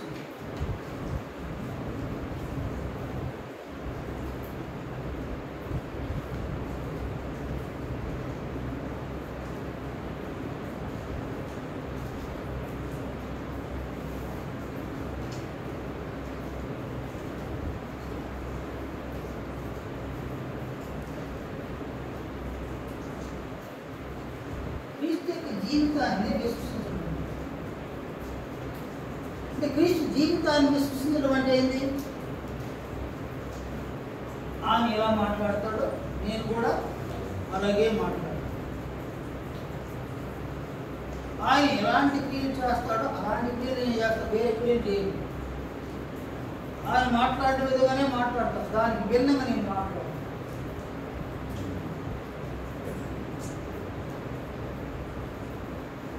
ఆయన ఎలాంటి స్వభావాలు కలిగి ఉన్నాడో వాటిని నేను కలిగి ఉంటాను, వేరే స్వభావాలు నేను కలిగి ఉంటాను.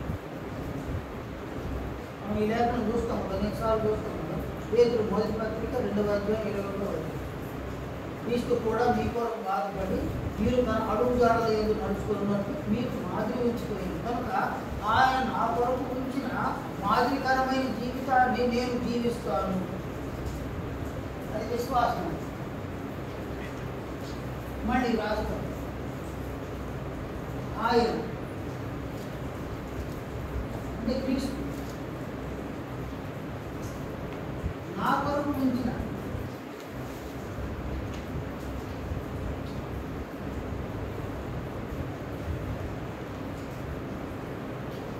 మాదిరికరమైన జీవితాన్ని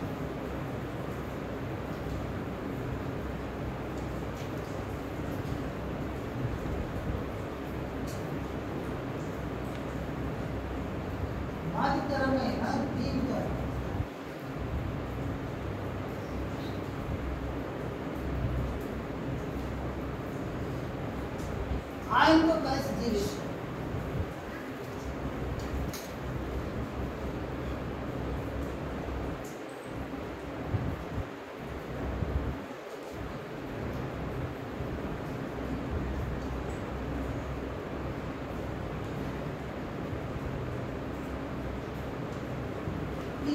ఇది క్రీస్తు జీవితం నందు విశ్వాసం అంటే ముందే ఒక డిసైడ్ అయిపోవడం. ఇదేమో బాప్తిస్మంలోనికి సరిపడేది ఈ విశ్వాసము. ఈ రెండవ రకమైన విశ్వాసము నీవు మరణించేంత వరకు, బాప్తిస్మం పొంది మరణించేంత వరకు నీకు ఉపయోగపడే విశ్వాసం. ఈ రెండింటిని విశ్వసించి బాప్తిస్మం వస్తే దేవుడు ఈ బాప్తిస్మంలో ఏం చేస్తాడు?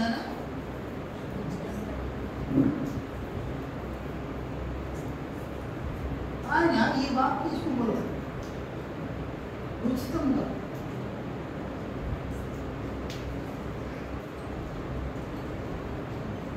నీతిమంతులుగా చేస్తాడు.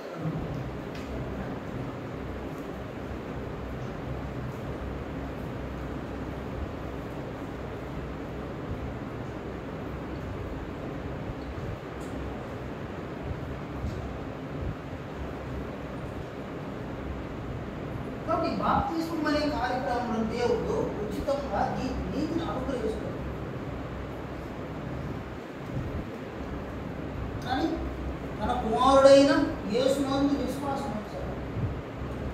విశ్వాసం ఉంచి వస్తే ఇక్కడ నీతిని దయచేస్తాడు. దేవుడితో క్రీస్తునందు విశ్వాసం ఉంచేటువంటి ఆ వ్యక్తి దేవుడు తనతో సరైన సంబంధాన్ని ఏర్పాటు చేసుకుంటాడు. అనేక బాప్తిస్మంలో ఫెయిల్యూర్ అవుతుంది. ఎందుకంటే బాప్తిస్మం అయితే పొందుతున్నారు కానీ దేవునితో సరైన సంబంధాలు మాత్రం ఏర్పడటం. ఎందుకంటే మన కుమారుని యందు విశ్వాసం ఉంచడం.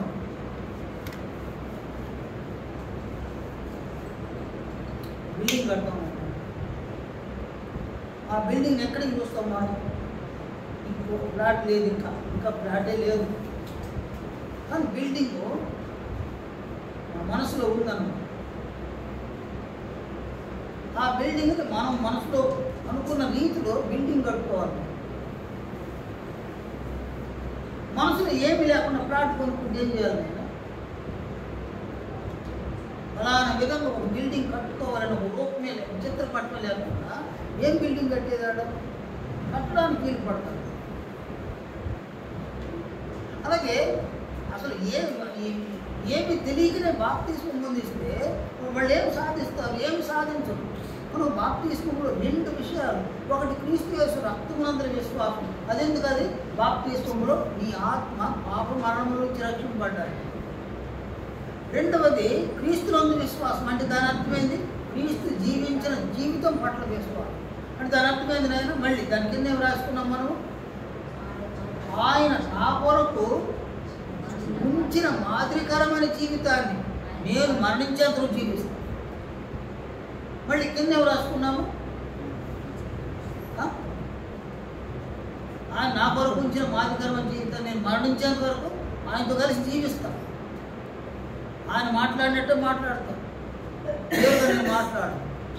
ఆయన చేసిన క్రియలే చేస్తాను, భిన్నమైన క్రియలు ఏమి చేయను.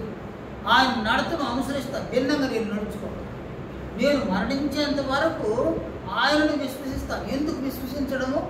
ఆయన వలె నేను జీవించడం వలన ఆయన మహిమను నేను పొందుతాను, ఆయన రూపంలోనికి నేను మారుతాను, దేవుని చిత్తాన్ని దేవుని సంకల్పాన్ని నేను నెరవేరుస్తాను. క్రీస్తు లాంటి దేవుని కుమారుడుగా నేను తయారవు. అదనమాట విశ్వాసం.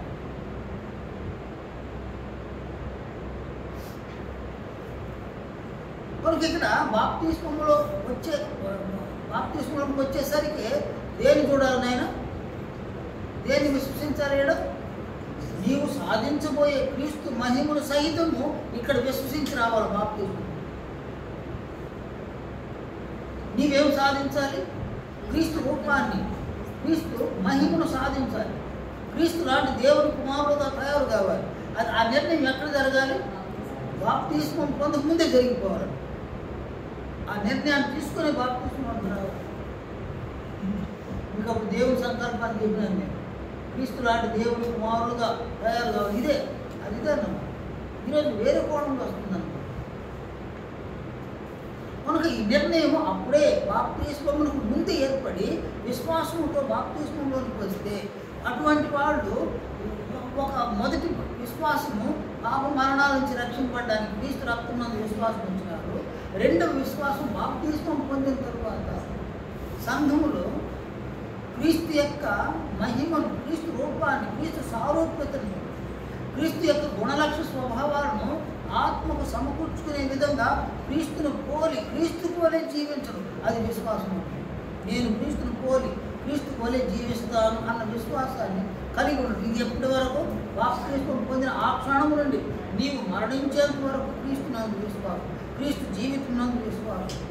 ఆయన పోయి నేను జీవిస్తాను, ఆయన మాదిరికరంగా తీసుకొని జీవిస్తాను, ఆయన మాట్లాడిన విధంగా మాట్లాడతా, భిన్నంగా మాట్లాడతా, ఆయన చేసిన క్రియలు చేస్తా, భిన్నమైన క్రియలు నేను చేయను. ఆయన నడుచుకున్న రీతిలో నడుచుకుంటా, భిన్నంగా నేను నడుచుకోను అని ఒక నిర్ణయంలో బాప్తిస్మం. ఈ రెండు విధాలుగా సిద్ధపడి బాప్తిస్మంలోనికి వస్తే ఆ బాప్తిస్మంలో దేవుడు ఏం చేస్తాడు? ఆయన ఆ వ్యక్తిని ఏం చేస్తాడు? ఆ వ్యక్తి ఉచితంగా నీతిని అనుసరిస్తాడు, తనతో సంబంధాన్ని కలిగించుకుంటాడు, దేవునితో సరైన సంబంధాన్ని కలిగి ఉంటాడు. కాదు నేను ధర్మశాస్త్రాన్ని నమ్మొస్తానంటే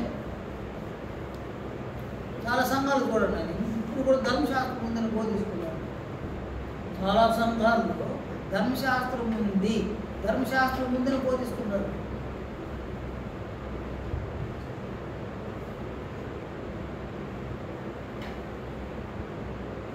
మరికొన్ని సంఘాలు అబ్రహాము కలిగిన విశ్వాసం కలిగి ఉండాలని చెప్తున్నారు. కాదు కానీ ఈ రెండు రకాల విశ్వాసాలతో బాప్తిస్మం అనే కార్యక్రమంలోకి వస్తే దేవుడు అట్టి బాప్తిస్మములో ఉచితముగా నీతిని మనకు అనుగ్రహిస్తాడు. అలాంటి వాళ్ళు బాప్తిస్మములో దేవుడితో సరైన సంబంధాన్ని వాళ్ళు కలిగి ఉంటారు. దీనికంటే ముందు అంటే ఇది ముందు వెనకనే జరుగుతుంటాయి అన్నమాట. రక్షణ జరుగుతుంది, విమోచన జరుగుతుంది, ప్రతిజ్ఞ జరుగుతుంది. అలాగే ఈ నీతి, ఉచితమైన నీతి కూడా జరుగుతుంది. ఇక్కడే సమాధాన స్థితిని కూడా మనం పొందుతామన్నమాట.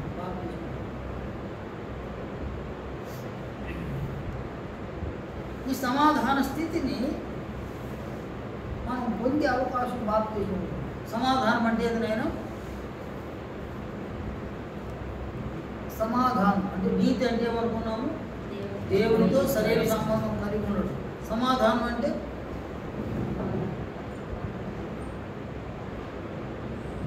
రోమ పత్రిక 5వ అధ్యాయంలో పౌలు చెప్పిన మాటలు రోమ 5వ అధ్యాయం మొదటి వచ్చిన చూడండి. అక్కడ పౌలు ఇలా బోధించినాడు,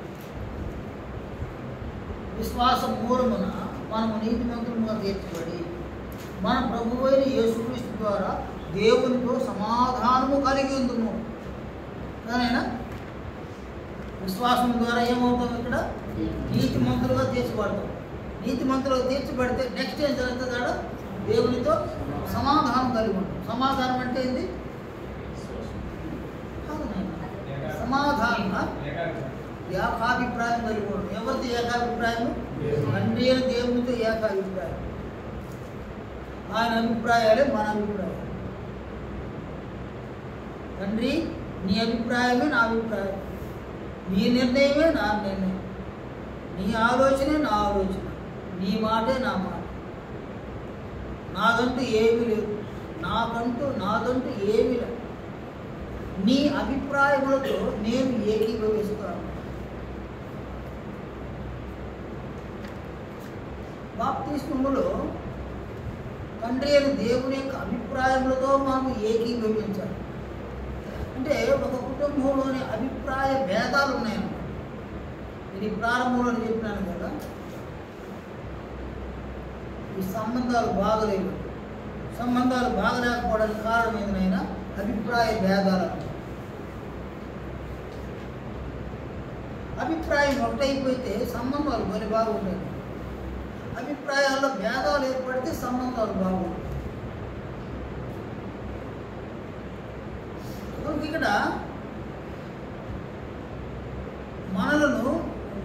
మనము దేవుని యొక్క అభిప్రాయములతో ఏకీభవించినట్లు, అంటే మన అభిప్రాయాలు వేరే, దేవుని అభిప్రాయాలు వేరే. దేవుని అభిప్రాయాలు ఏదైనా తన కుమారుని యందు విశ్వాసం ఉంచాలి, అది ఆయన అభిప్రాయం. మన అభిప్రాయం ఏంటి? మనకు రకరకాల అభిప్రాయాలు ఉన్నాయన్నమాట. ఇవన్నీ కూడా శరీర సంబంధమైన అభిప్రాయాలు. బాగా చదువుకోవాలంటాడు, అది వాని అభిప్రాయం. చదువుకొని వాడు ఉద్యోగం సంపాదించుకోవాలనుకుంటాడు, అది వాని అభిప్రాయం. ఒకడు వివాహం చేసుకోవాలనుకుంటాడు, అది వాని అభిప్రాయం. ఒకడు నేను ఇలా ఉండాలనుకుంటాడు, వాడి అభిప్రాయం. అంటే మనుషుల యొక్క అభిప్రాయాలు రకరకాల అభిప్రాయములతో కలిగి ఉన్నారు. వ్యక్తిగతమైన అభిప్రాయాలు కలిగి ఉన్నారు. నీవు కలిగి ఉన్న వ్యక్తిగత అభిప్రాయము మరొకరి అభిప్రాయంతో అది ఏకీభవించినప్పుడు ఏం జరుగుతుంది? నేను సంబంధాలు బాగుండవు.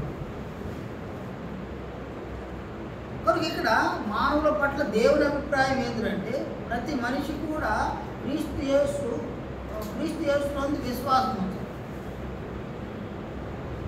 అది ఆయన అభిప్రాయం. మన అభిప్రాయం ఏంటి? మనుషుల అభిప్రాయాలు ఏంటైనా సంపాదించుకోవాలి, తినాలి, త్రాగాలి, ధరించుకోవాలి, కొనుక్కోవాలి, దాచుకోవాలి కదా, అమ్ముకోవాలి.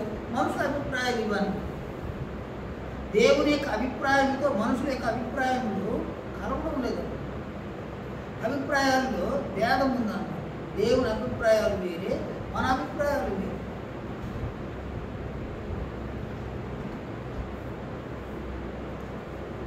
ఒక లేఖనము అది కనుక దొరికితే చాలా బాగుంటుంది.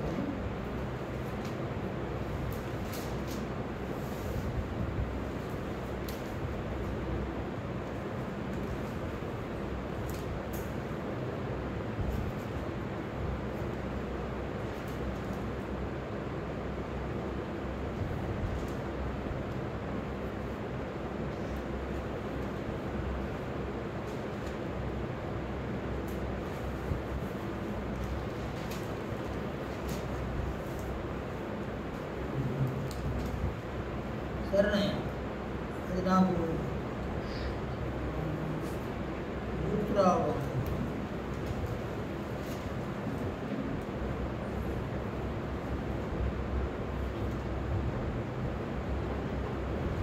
ఇక్కడ దేవుని అభిప్రాయాలు వేరే, మనుషుల అభిప్రాయాలు వేరే. సమాధానం అనగా ఏకాభిప్రాయం కలిగి ఉంది. మనలను దేవునితో సమాధానపరచడానికి ప్రభువైన క్రీస్తు యేసు ఆయన శిలువలో మరణించినాడు అన్నమాట. మనం ఏ స్థితిలో ఉన్నాము? మనం ఉన్నటువంటి స్థితిని చూడండి. అపోస్తలుల రోమపత్రికలో అపోస్తలుడు బోధించిన ఈ మాటలు చూడండి. 5వ అధ్యాయం 10వ వచనంలో, ఏలయనగా శత్రువులమై ఉండగా ఏమన్నాడు ఆయన? మనుషులు దేవునితో ఏం కలిగి ఉన్నాడు ఆయన? శత్రుత్వాన్ని కలిగి ఉన్నాడు. అంటే దేవునికి మనుషులు శత్రువులు అయిపోయాడు. శత్రువు అంటే ఎవరినైనా?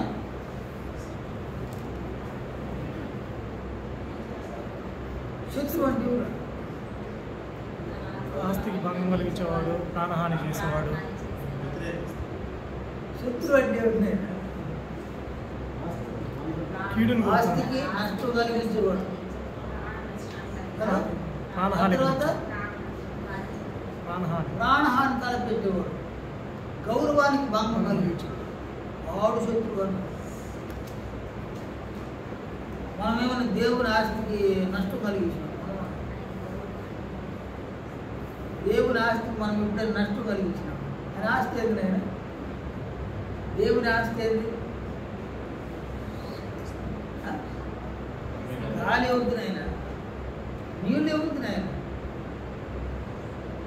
మనం తినే ఆహారం ఎవరిది? నడిచే నేల ఎవరిది? ఎవరిది నాయన? ఇవన్నీ ఎవరిది? ఆయన కదా. ఆయన మనం అనుభవించి ఆయన మాట వినకుండా పోయింది. వాళ్ళు ఎవరు ఆయనకి? వాళ్ళ ఆయన శత్రువులు. ఇప్పుడు ఎంతమంది శత్రువులు ఉన్నారు ఆయనకి? అందరూ వాళ్ళే కదా. అందరూ వాళ్ళే. మనం శత్రువులమై ఉండగా అన్నాను. మనం మనుషులు దేవునికి శత్రువులు. శత్రువులతో ఆయన సహవాసం చేస్తాడా? శత్రువులతో దేవుడు సహవాసం చేస్తాడా? చేయడు. ఆయనైతే సహవాసం చేయండి. మరి ఎలా సహవాసం ఏర్పడుతుంది? మరి ఎలా ఈ సహవాసం ఎలా ఏర్పడుతుంది?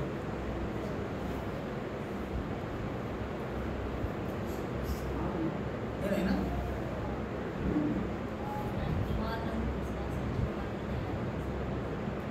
శత్రువుతో ఎవడైనా సహవాసం చేస్తాడు? ఊర్లో ఇద్దరు కొట్లాడుకున్నారు. ఇద్దరు కొట్లాడుకున్నాడంటే ఒకటిది న్యాయం ఉంటుంది, ఇంకొకటిది అన్యాయం. కాబట్టి ఈయన దీంతో సహవాసం చేయడు. ఈయన మరీ బెట్టుగా ఉంటాడు. ఎందుకు వాడితో సహవాసం చేయడు? తప్పేం వీడితే చిన్న సారీ చెప్పినట్టు చెప్పడానికి చెప్పండి. నేను వాడిని పోయేది నేను సారీ అడిగేది అని లెక్కలు వీడుతాడు.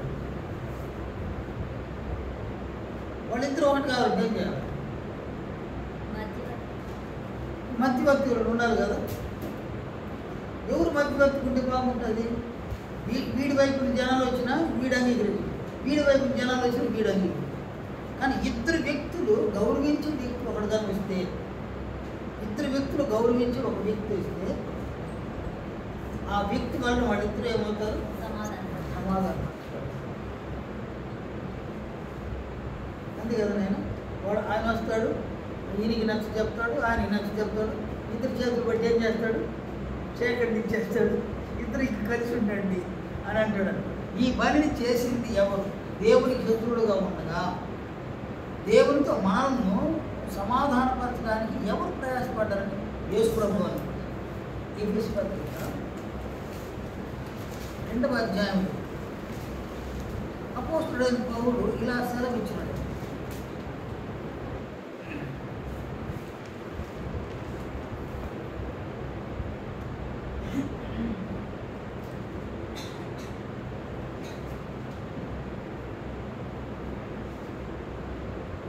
చూడండి, ఆయన 14వ వచనం నుండి 16వ వచనం వరకు, 2వ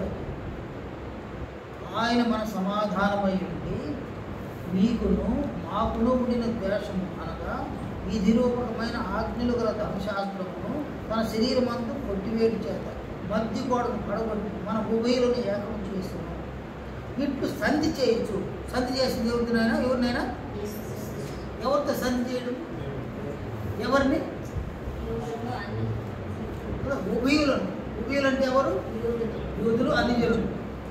వీరిద్దరిని దేవునితో సంధి చేస్తున్నాడు ఆయన కదా. ఏమన్నాడా?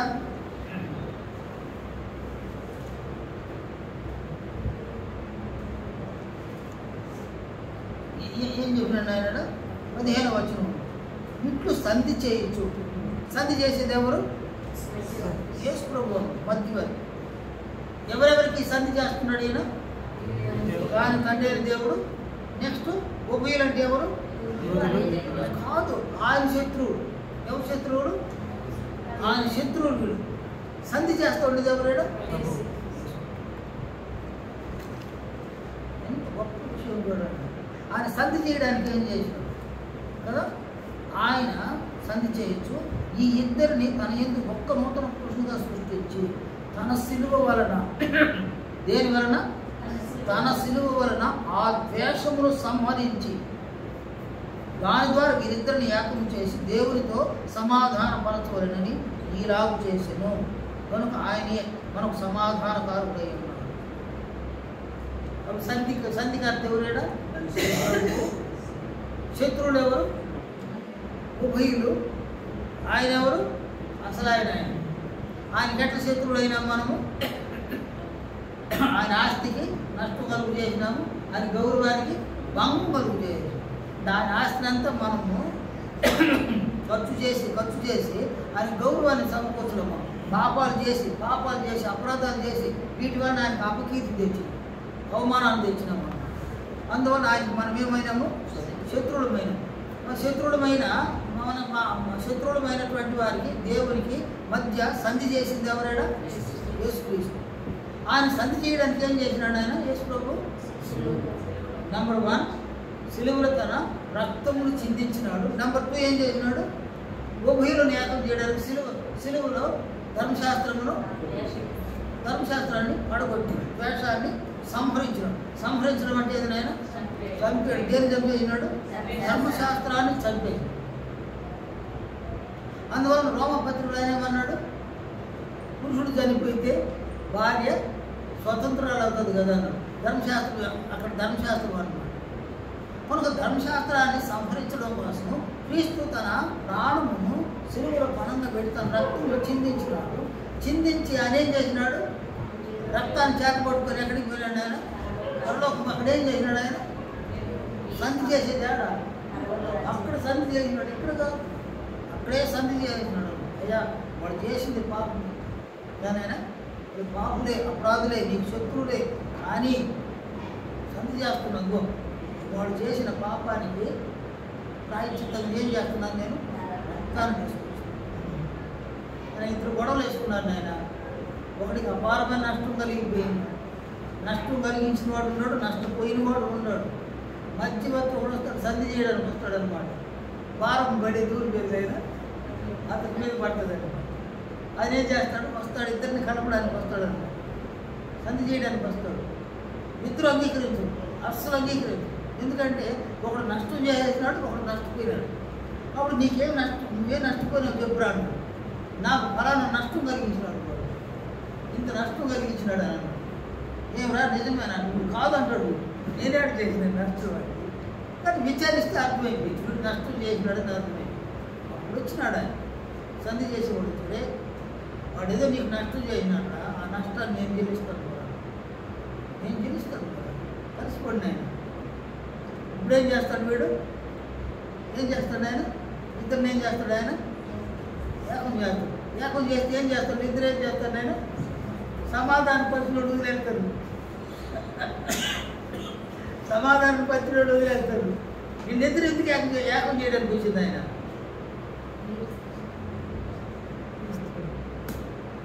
చూడండి, ఒక వివాహం జరుగుతుంది, ఒక ఇంట్లో వివాహం.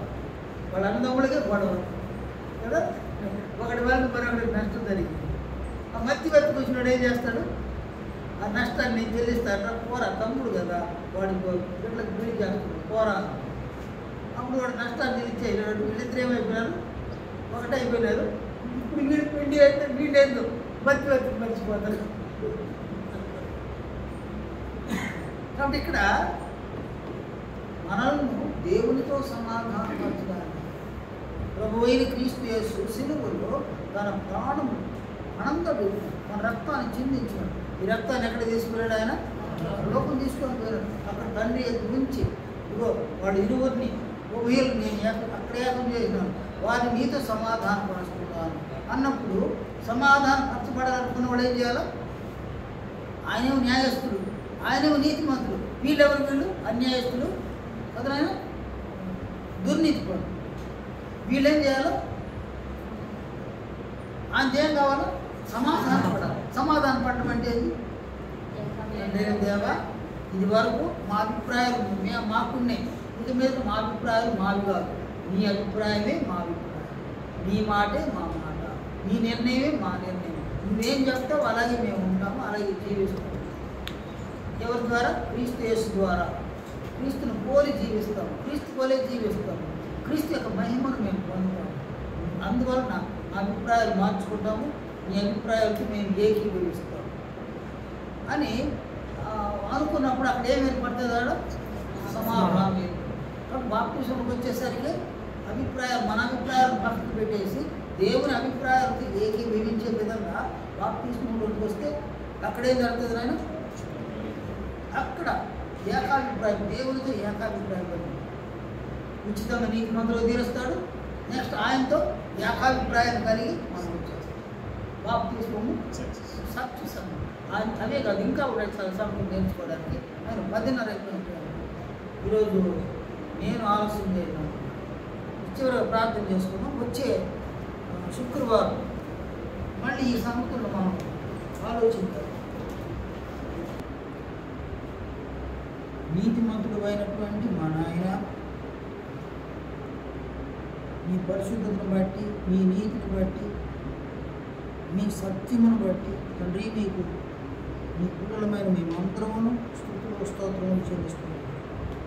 గత దినములన్నింటిలోనూ క్షేమమును, భద్రతను, ఆరోగ్యాన్ని మాకు దయచేసి ఈ దినమునందు మీ సముఖంలోనికి నవ్వు చేరి వచ్చి మీ సువార్తకు తరగతిలో మేము చేరి వచ్చి తండ్రి బాప్తిస్మకు సంబంధించిన సంగతులను నేర్చుకునేటువంటి భాగ్యము నాకు దయచేసినందుకు కొరకు కృతజ్ఞతాస్తుతులు చెల్లిస్తున్నాను.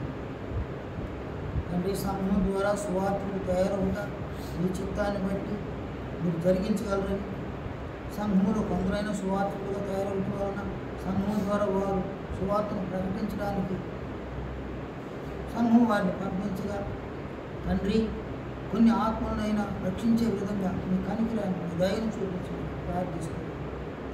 తండ్రి సువార్తను ప్రకటించడానికి వీలుగా ప్రభువు అపోస్తలులు సువార్తను ఏ భావములతో ఏ స్థాయిలో ప్రకటించినారో ఆ భావములతో ఆ స్థాయిలో మేమందరము నేర్చుకునే విధంగా మరింత మీ కనికరాన్ని మాకు చూపించి ప్రభువు అపోస్తలులు ప్రకటించిన సువార్త సత్యము పరిశుద్ధాత్మ దేవుని ద్వారా మాకు బయలుపరచులని ప్రార్థిస్తూ ఉంది.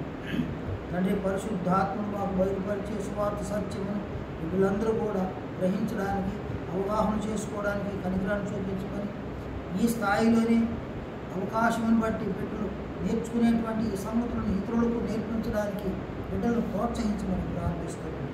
తండ్రి సంఘమునందు మీ కృపను మీ ధైర్యం ఉంచగా మేమందరం కూడా క్రీస్తు యొక్క మహిమను పొందుటకు, మేమందరము సువార్తను ప్రకటించి ప్రభు యొక్క కీర్తిని విస్తరించేందుకు మరింత సహాయాన్ని కనికరాన్ని సంఘమునకు చూపించమని ప్రార్థిస్తున్నాను.